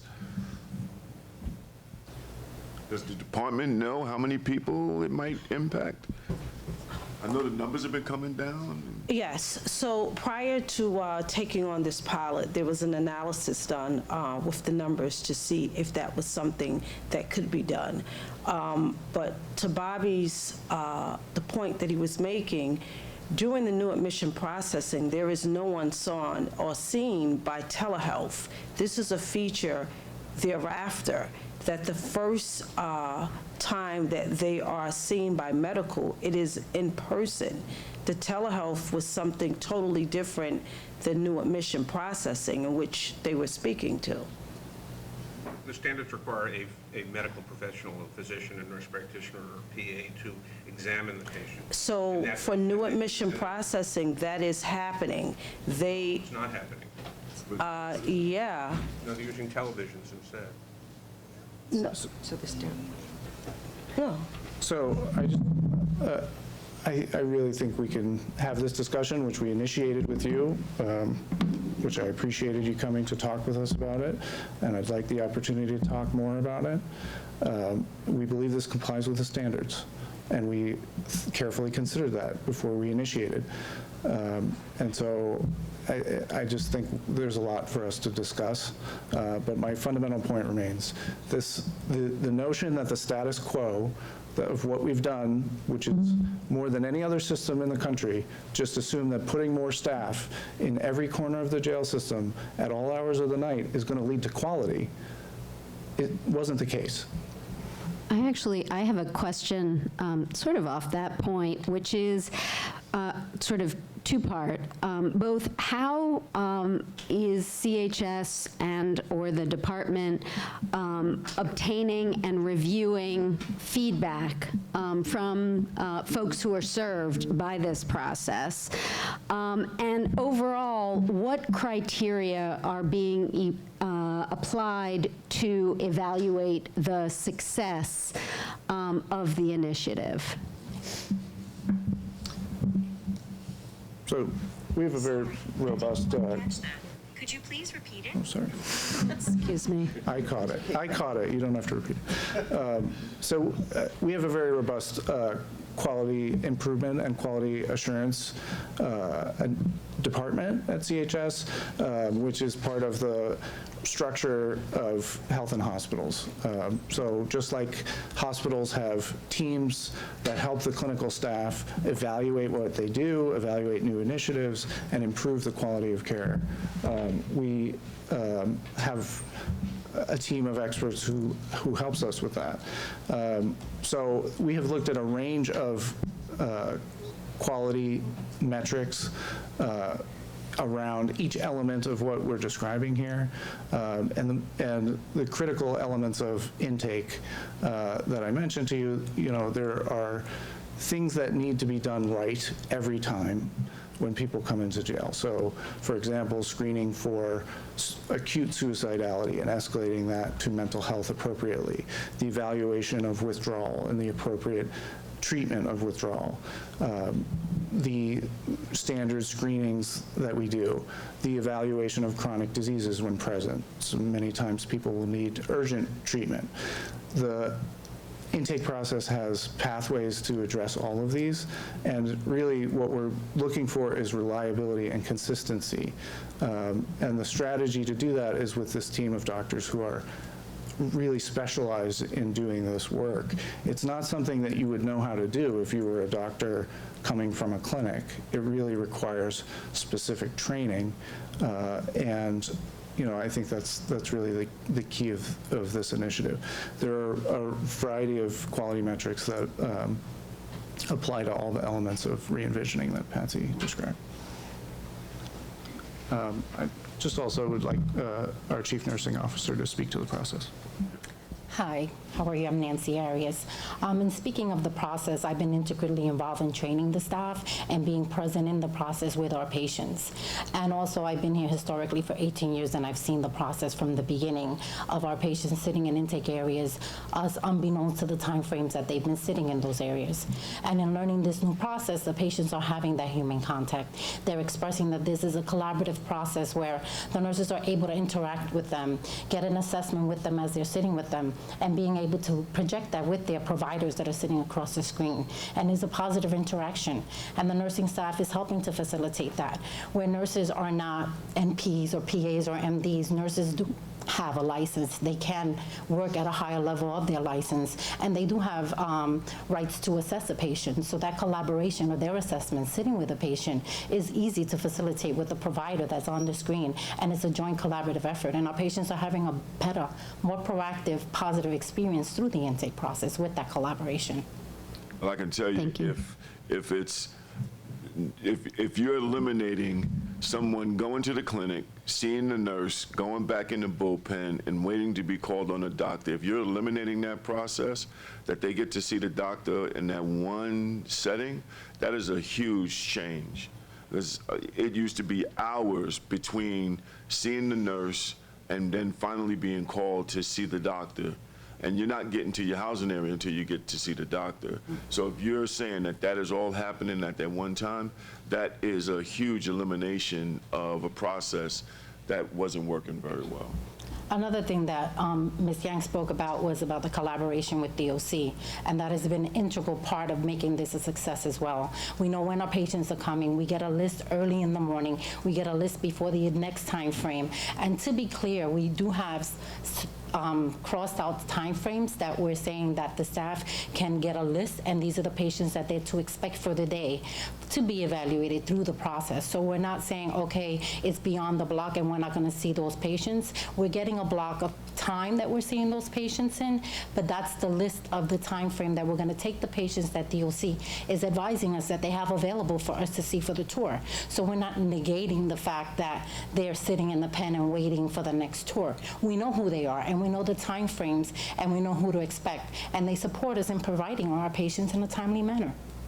And so I'd like to be part of this conversation that we're going to have ongoing, because I think there might be some opportunities for some fine tuning, like developing a standard that nobody should be in the bullpen for X number of hours, that automatically triggers, being that you already have 24-hour medical care on site, that triggers a visit so that they're not sitting in the bullpen for 5 hours. I think there are things we can do to, as you have just done, implementing some procedures that's going to enhance the process. I think there are some things that we can do together. And I would love to see the analysis, Chief, that y'all did to see how many people actually fall out of this time frame of 8 p.m., how many people actually come into the facility for intake between 8 p.m. and 6 a.m., so we can see what we're talking about.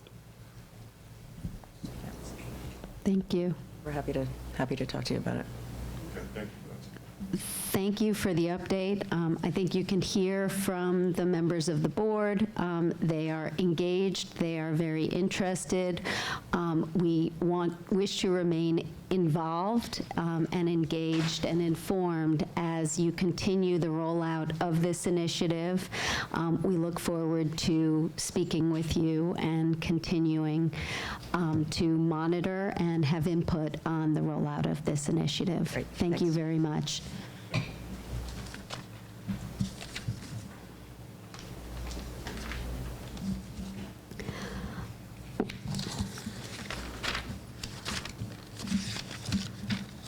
The next item on the agenda is public comment. The public comment will be limited to 3 minutes per speaker, and as you can hear, we have a timer right up here. The timer will sound at the end of your 3 minutes. So I'll first call on James Abro, Albert Craig, Henry Nelson, Lauren Wilfong,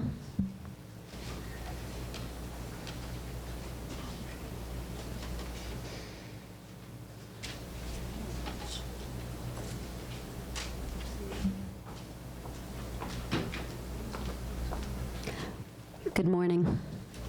Good morning. My name is Lauren. I'm here with my colleagues Kyler, Cameron, and Anna. We're all going to be reading jointly testimony from someone that we've been working with through the Urban Justice Center Mental Health Project, who's currently incarcerated at Rikers. And this is their testimony that they would like to share with the board today. And we've also brought a complete written copy. We're only going to be reading some excerpts into the record, so I'd like to also provide you a full copy. Thank you. Okay. Life was good before I got locked up, but at Rikers, it's horrible. I've been here since spring 2019. Before that, I was in the Brooklyn Detention Complex since 2018. Before I was arrested, I worked as a super in the Bronx, managing buildings. I'm a handy guy with lots of experience, not just with the work, plumbing, and electric, but as a people person. I worked 7 days a week to take care of my daughter. Before I was locked up, I was very active. I love to ride dirt bikes and to snowboard. I'm a New Yorker through and through, born and raised in Brooklyn and then moved to the Bronx. I also come from an over-policed neighborhood. Minority communities, there are a lot of police, too many. I'm very family-oriented. I talk to my family every day on the phone. My family used to come visit, but they don't much anymore. Some of the guards would make comments to some of my women family members that made them uncomfortable. Plus, the searches are horrible. They really rob you of your dignity. My daughter still visits, though, every week. She's 5 now, going to be 6 soon. She's everything to me, and I love seeing her. I wish that Rikers would do more for those of us with children visiting. They don't have snacks or games during regular visits, only through CHIP. There are no activities, just a bare room. I feel like an ant in an ant farm. We can't relax during visits because we're being watched by guards the whole time. There's nothing to do, no activities for the kids. They can sit on your lap and you talk, that's it. My daughter's 5, she wants to play. I wish there were board games or something for us to make it more like regular family time. Even just a small change could do a lot for a parent. I do everything I can to stay out of trouble here. I mostly stay in my cell in order to avoid fights and stay safe. I meditate and I read and I write a lot. I think they should have everyone with similar charges in the same place. It's confusing to have everyone together, people with all different kinds of cases, people who are back here with parole violations, people waiting for trial. It creates unnecessary issues and sometimes violence. The gangs run Rikers, but I'm neutral. I stay out of it. Sometimes that can be dangerous. Everyone wants you to pick a side. The officers put in my file that I'm a Crip even though I'm not. But then they put me in a house that's all Bloods. I'm not a Crip, but that perception alone is dangerous. If the officers think I'm a Crip like they say, they're not supposed to put me in a house of Bloods. It's dangerous for me. I filed a grievance to get that gang designation removed from my file because it's not true. But they have not removed it.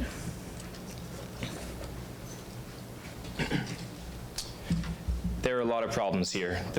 The food is terrible, and half the time it's skimmed. It's a hassle trying to get all the nutrients you need. There are cockroaches everywhere, there's no AC, and there are people who are heat sensitive. We have to fight for basic things like clean blankets. They never bring boxers or socks or things like that. I have to rely on my family for that. Half the time I don't get my mail, or if I get it, sometimes I can tell it's been opened. The letters always take forever to arrive. I had one letter that I didn't receive until a month after it was marked as sent.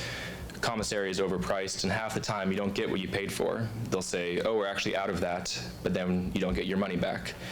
It's also hard to get medical care here. Last month I broke my glasses and I can't see without them.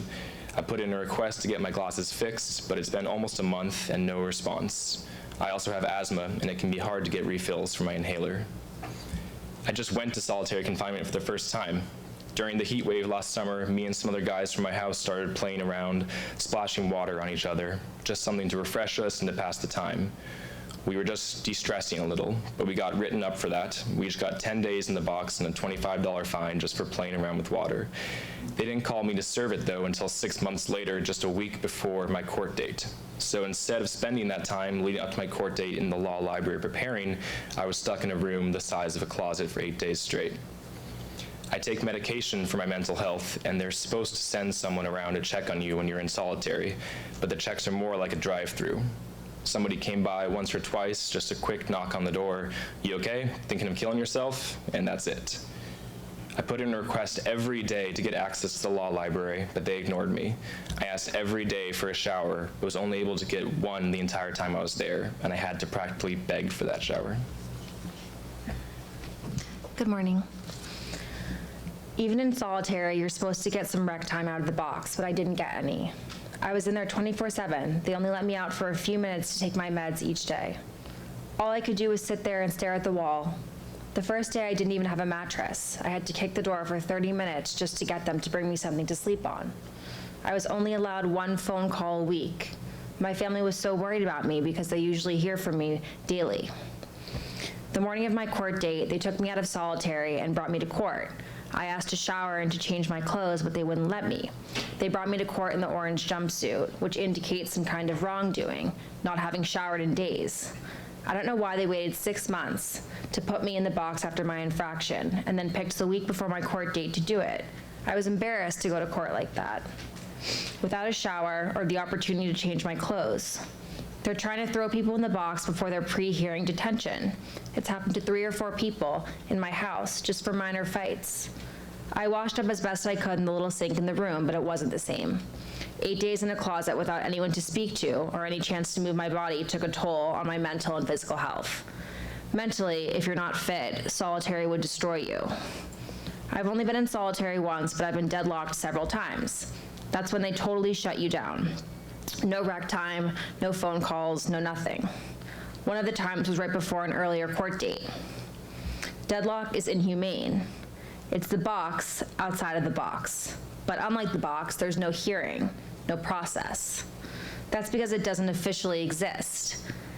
If you go in certain houses, you'll see a red tag that says deadlock, but it's not in any books. It's an unsanctioned and undocumented punishment. When you're deadlocked, you're stuck until they decide to let you out. There's a guy in my house who's been in deadlock for 2 months straight. He hasn't showered in 2 months. The worst part is, because there aren't phone calls on deadlock, you can't call 311 to complain or call your family to get them to advocate for you. You have to rely on other inmates to call for you, but they're not going to do that. They have their own family to call. Can I ask that you please identify yourselves before you speak? Yeah, hi, I'm Anna from NYU Law, and I'll be continuing the testimony. I haven't had too many problems with the guards here, but I've witnessed a lot. The worst is when they use MK9 pepper spray. It's lethal. If they spray in one house, you'll feel it in the next house. They use bear spray, and it's just too strong. It's especially bad for me because of my asthma. I've never been the target of the spray, but I've been affected just from being in the same place or even within a couple 100 feet of it. The spray feels like a handful of needles just continuously poking you all at the same time. You don't even have to be directly sprayed to feel it, and it sticks. The next day, you'll still be feeling it. And after they spray, they don't come in and clean up. They don't decontaminate a space after they spray. You have to be careful because there can be spray residue everywhere. I've been at Rikers for almost a year now. A lot of people come in and out, but I'm like an elder. I've seen a lot. I think they should cut the max days for solitary and shouldn't give it for little things like playing with water. I only served 8 days in the end in solitary, and that was bad enough. Another 8 days and my mental health would have been really questionable. Right now, they can give you 30 days or more, easy. It's just too much. I don't think they should be able to wait until whenever they want to make you serve it either. I got my infraction in the summer, but didn't serve it until late January. It interfered with my court date and my trial prep. They shouldn't be able to hold it over people and drag it out like that. Any time spent in the box should count towards your sentence there too. Sometimes they put you in the box while waiting for your hearing. You could be in there for 15 days before you even get a hearing. Then at the hearing, they sentence you to 15 days in the box, and you start all over. None of the time you spent in there before your hearing counts, so you end up serving twice the time that you were supposed to. That's not right. I also think that the officers should take mental health issues more seriously. If you're not on the brink of suicide, they tell you you're fine. Mental health checks are just a quick knock on the door, nothing more. Jail life can be very difficult, and if you have mental health issues on top of that, it's even harder. We're taken out of a natural environment and put in a cage. It's hard to fight your case from the inside. The system takes advantage of that. It's a lucrative business, modern-day slavery. All this stuff is just contracts. We are robbed of our dignity. Before, I was okay, but being here has made me depressed. Officers should take depression more seriously. Finally, I hope you'll close Rikers a little earlier. This place is truly horrible. There's no justice here. Thank you. Cameron Ruffa? Okay, thank you. Bridget McCarthy?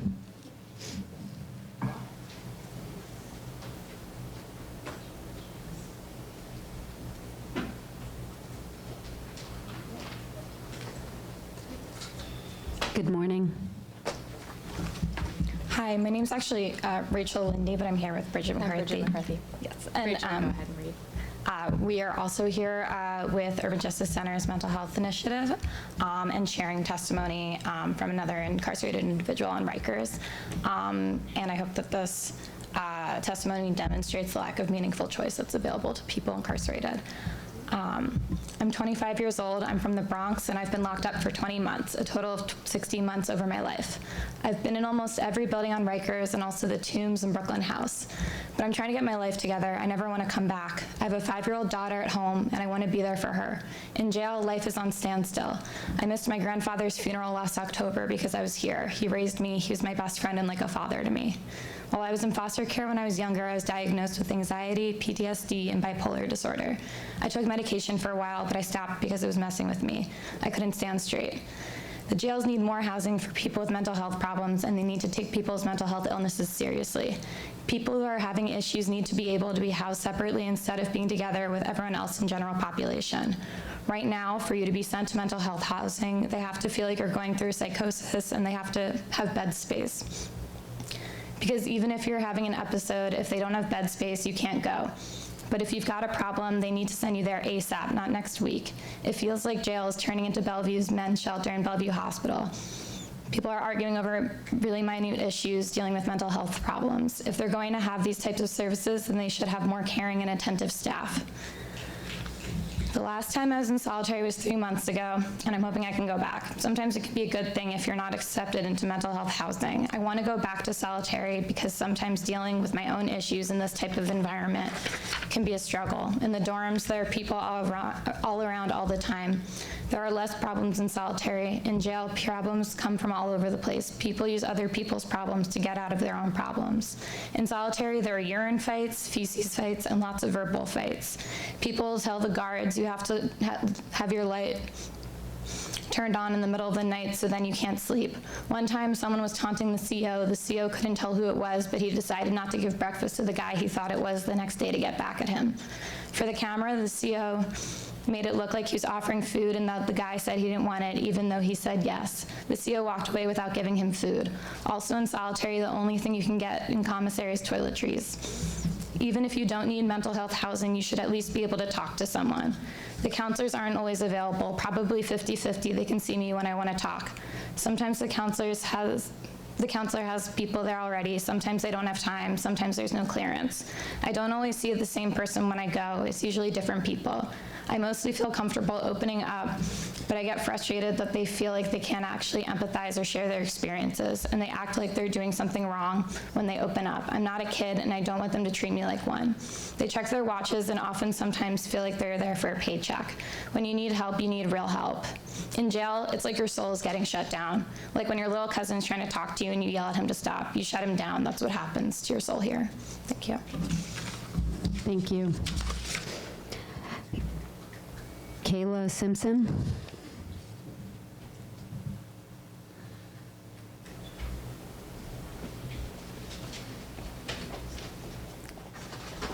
Good morning. Good morning. My name is Kayla Simpson. I'm a staff attorney at the Legal Aid Society's Prisoners' Rights Project. Thank you very much for putting COVID-19 on the agenda today. I want to focus on that for a moment. And I think it's really important that when we talk about plans to address this crisis, that we center it in the experience of what it's like for people who are incarcerated. And people confined in jails, I don't have to tell you this, during outbreaks of infectious disease are particularly vulnerable, not only because, of course, chronic illnesses and suppressed immune systems are overrepresented in the population, and not only because of the physical environment, which includes, obviously, poor ventilation and very close proximity, but people in custody are vulnerable because of the profound constraints on the ability to help yourself that the coercive power of incarceration affects on them.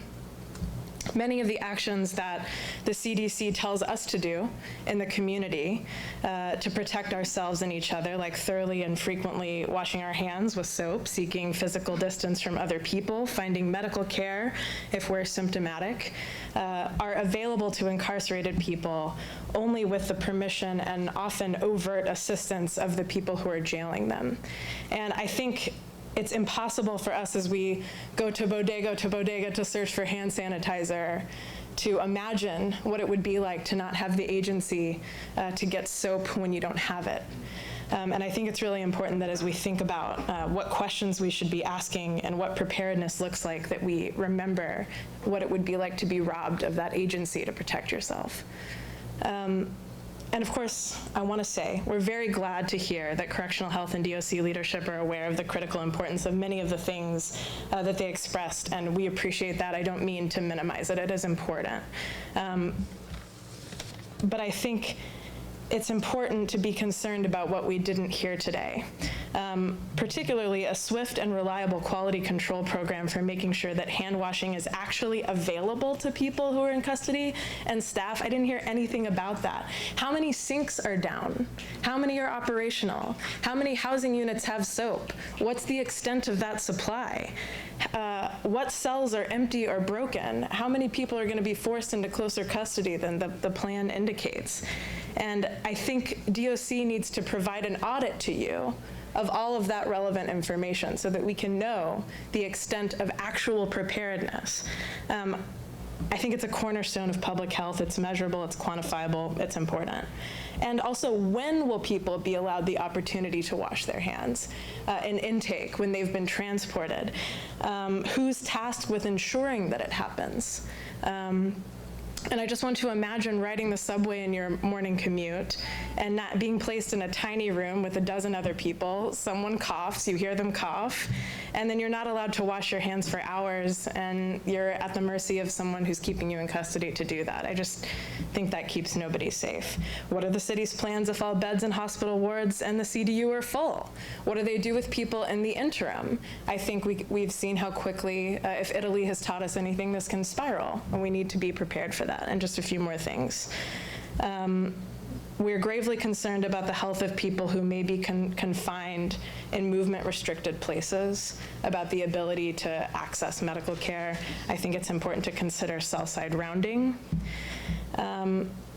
And lastly, we would just say that implementation is critical here. I think if Nunez teaches us anything, it's the cost of implementation failure. And we implore the board to be vigilant in its oversight and to not allow issue fatigue, which plagues so many things, which plagues public health crises in general. People are prepared for the first couple of weeks and then it kind of lapses. We cannot allow that to happen with people who are in this vulnerable position, and we look forward to continuing to talk to you about that. Thank you very much. Thank you. Grace Lee.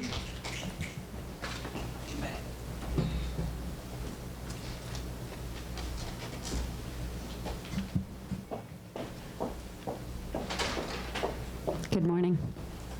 Good morning. My name is Grace Lee. I'm from the New York Civil Liberties Union, the ACLU of New York.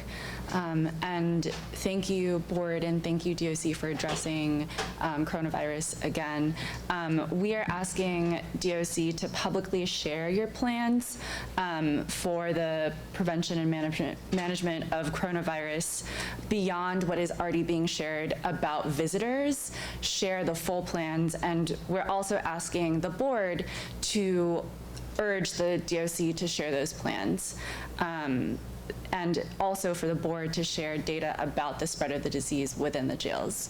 It's only that way that the friends and families and communities of people in the jails can be up to date on the information and can have some of their worries alleviated about the health and safety of their loved ones. We also are asking that the board evaluate the plans and make sure that the DOC is able to implement the plans. So that means that we're asking you to inspect the jails to ensure the plans are being implemented and that your staff is safe and prepared in order to do regular inspections. We heed the warning of former Commissioner Martin Horn, who said that contagious disease is the most dangerous foe and the least amenable to structured control in a setting where social isolation is difficult due to open dormitory housing, court pens that are incubators and accelerators of contagion, and staff coming to work not aware that their child is a carrier. We also want to address the DOC's plans, where we again commend the DOC for sharing an overview of some of their plans, but we hope that their plans address the following questions: housing of people who are exposed to the virus. What are the DOC's plans for how and where people will be housed if they're exposed, if they're at high risk, or if they become sick? This should not result in prolonged, widespread lockdowns, prolonged use of isolation, or indiscriminate bans severely impeding contact with attorneys or visitors. Vulnerable populations, in addition to pregnant women and elderly people, people with chronic illnesses, compromised immune systems, disabilities, people whose housing placements make it hard for them to access medical care and limit the staff's ability to help them immediately. Data collection, what are DOC's plans for collecting data in sync with the rest of the city? And having plans that address these questions can prevent the need for isolated confinement and constricting the use of visits and attorney-client visits and family visits. So please publish the plans on the DOC's website. Please publish the plans on your website and keep the public informed. Thank you. Sarita Dafte.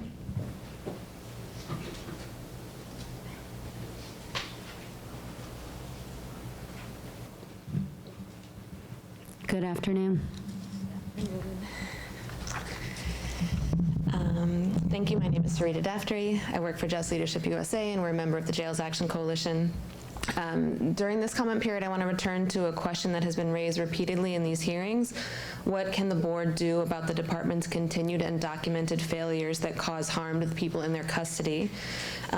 We must acknowledge that this is a department that is consistently violating minimum standards. which is designed to be the minimum requirements for responsible treatment of people in their custody. Specifically, I want to talk about use of force. It's been repeatedly acknowledged by the Nunes Independent Monitor, including in their most recent report, and we're probably just a few weeks away from their next report, that the Department of Corrections has not fully institutionalized the use of force reforms required by the consent judgment. The report states that the department remains in noncompliance with the four most consequential provisions of the consent judgment: implementation of the use of force policy, timely and quality investigations, meaningful and adequate discipline, and reducing violence among young people. It also reports that use of force rate has increased 98% since 2016. In the January board meeting, Dr. Cohen noted that there are often uses of force by correction officers, which the independent monitor identifies as inappropriate, but which the department identifies as appropriate through their internal reviews. Dr. Cohen requested the opportunity for board members to review those videos along with department leadership and the independent monitor. This seems like a crucial way for the board to gain insight into how the department views use of force. Commissioner Rand offered in that meeting to bring up this idea to the monitor and to get back to the board regarding this request. We'd like to ask the board either today or at the next meeting to report on if this review has happened and what the results were. Thank you for your work. Thank you. Ms. V?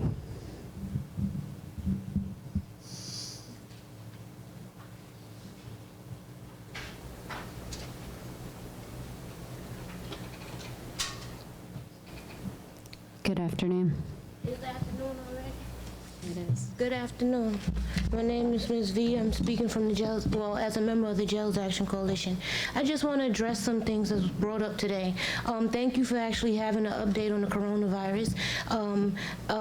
I waited so many years, and he has left now, but Chief Perillo, he mentioned finally, DOC staff actually mentioned on the record that DOC is not medical staff. And I've said that so many times in so many different ways around so many issues regarding what occurs in DOC custody.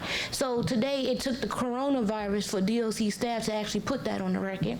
So I want to take that sentence and point out to you, when DOC talks about the staff in arraignment actually calling ahead of time to speak about someone who may or may not be exhibiting flu-like symptoms, it should not be on DOC staff.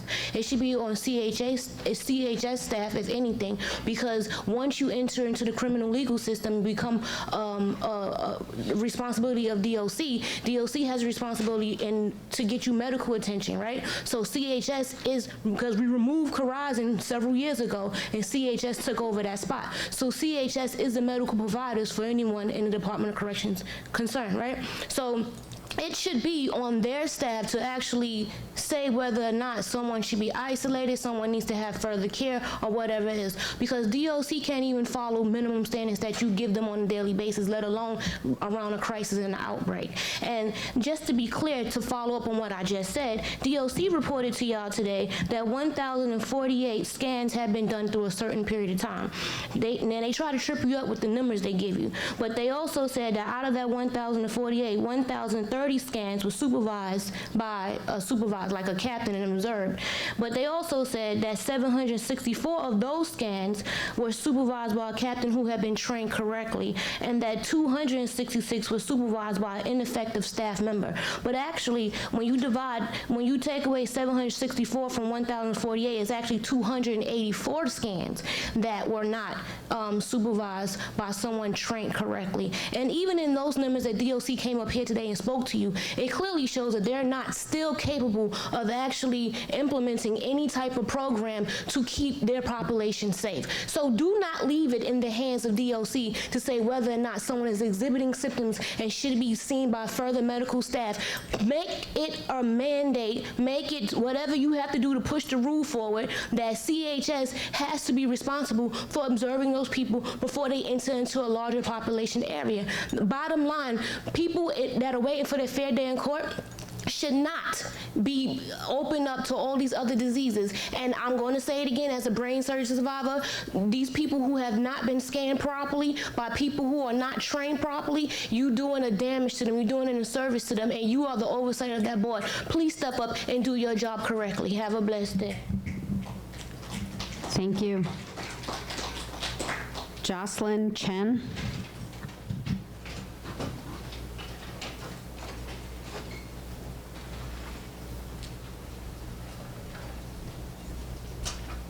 Good afternoon. Oh, sick works. Thanks.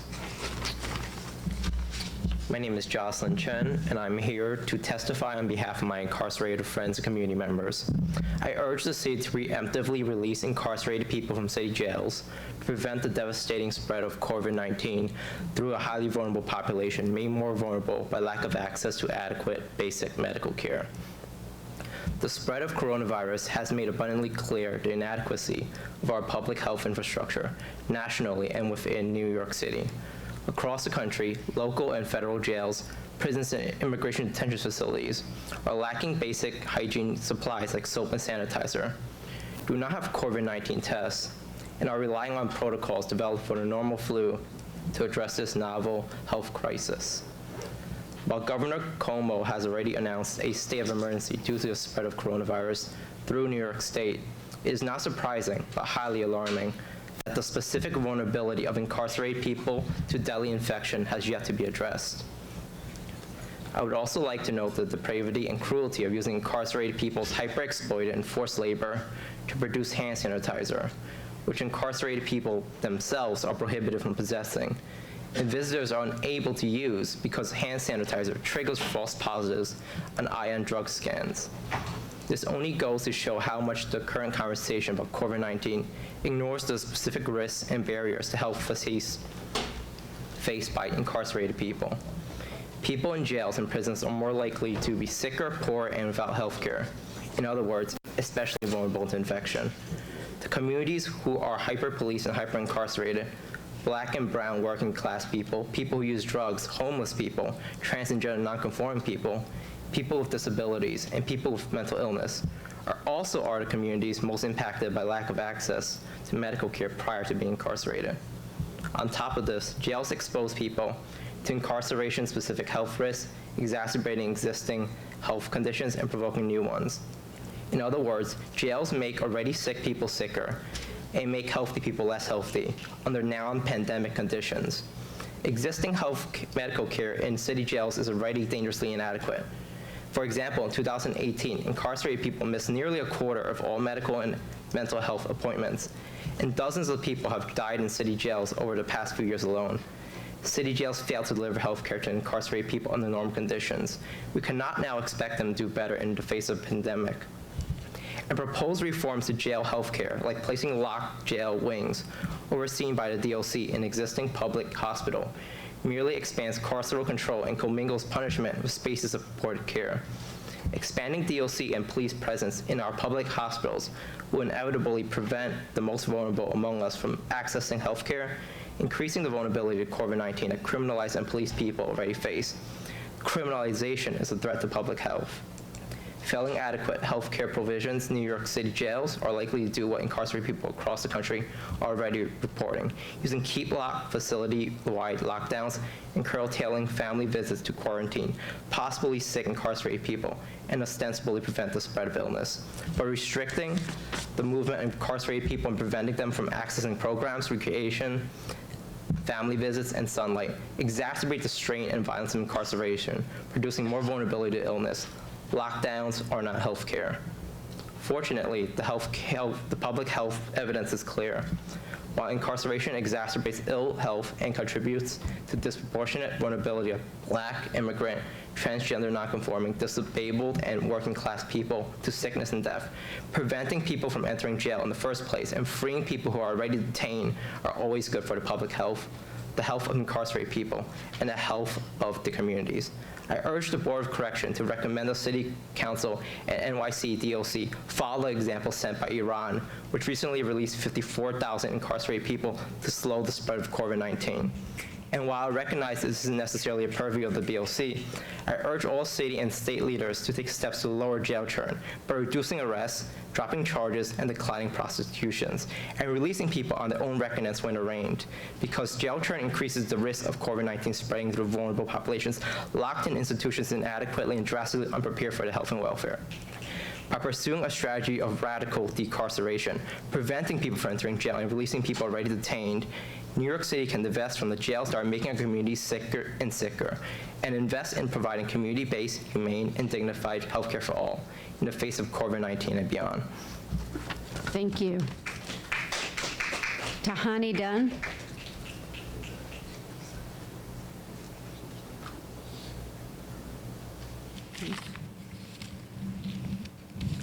All right.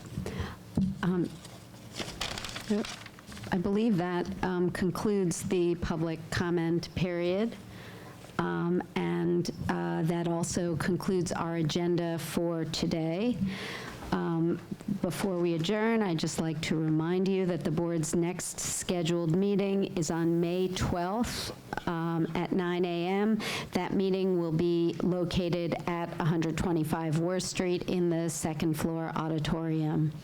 Thank you very much, and the meeting is adjourned.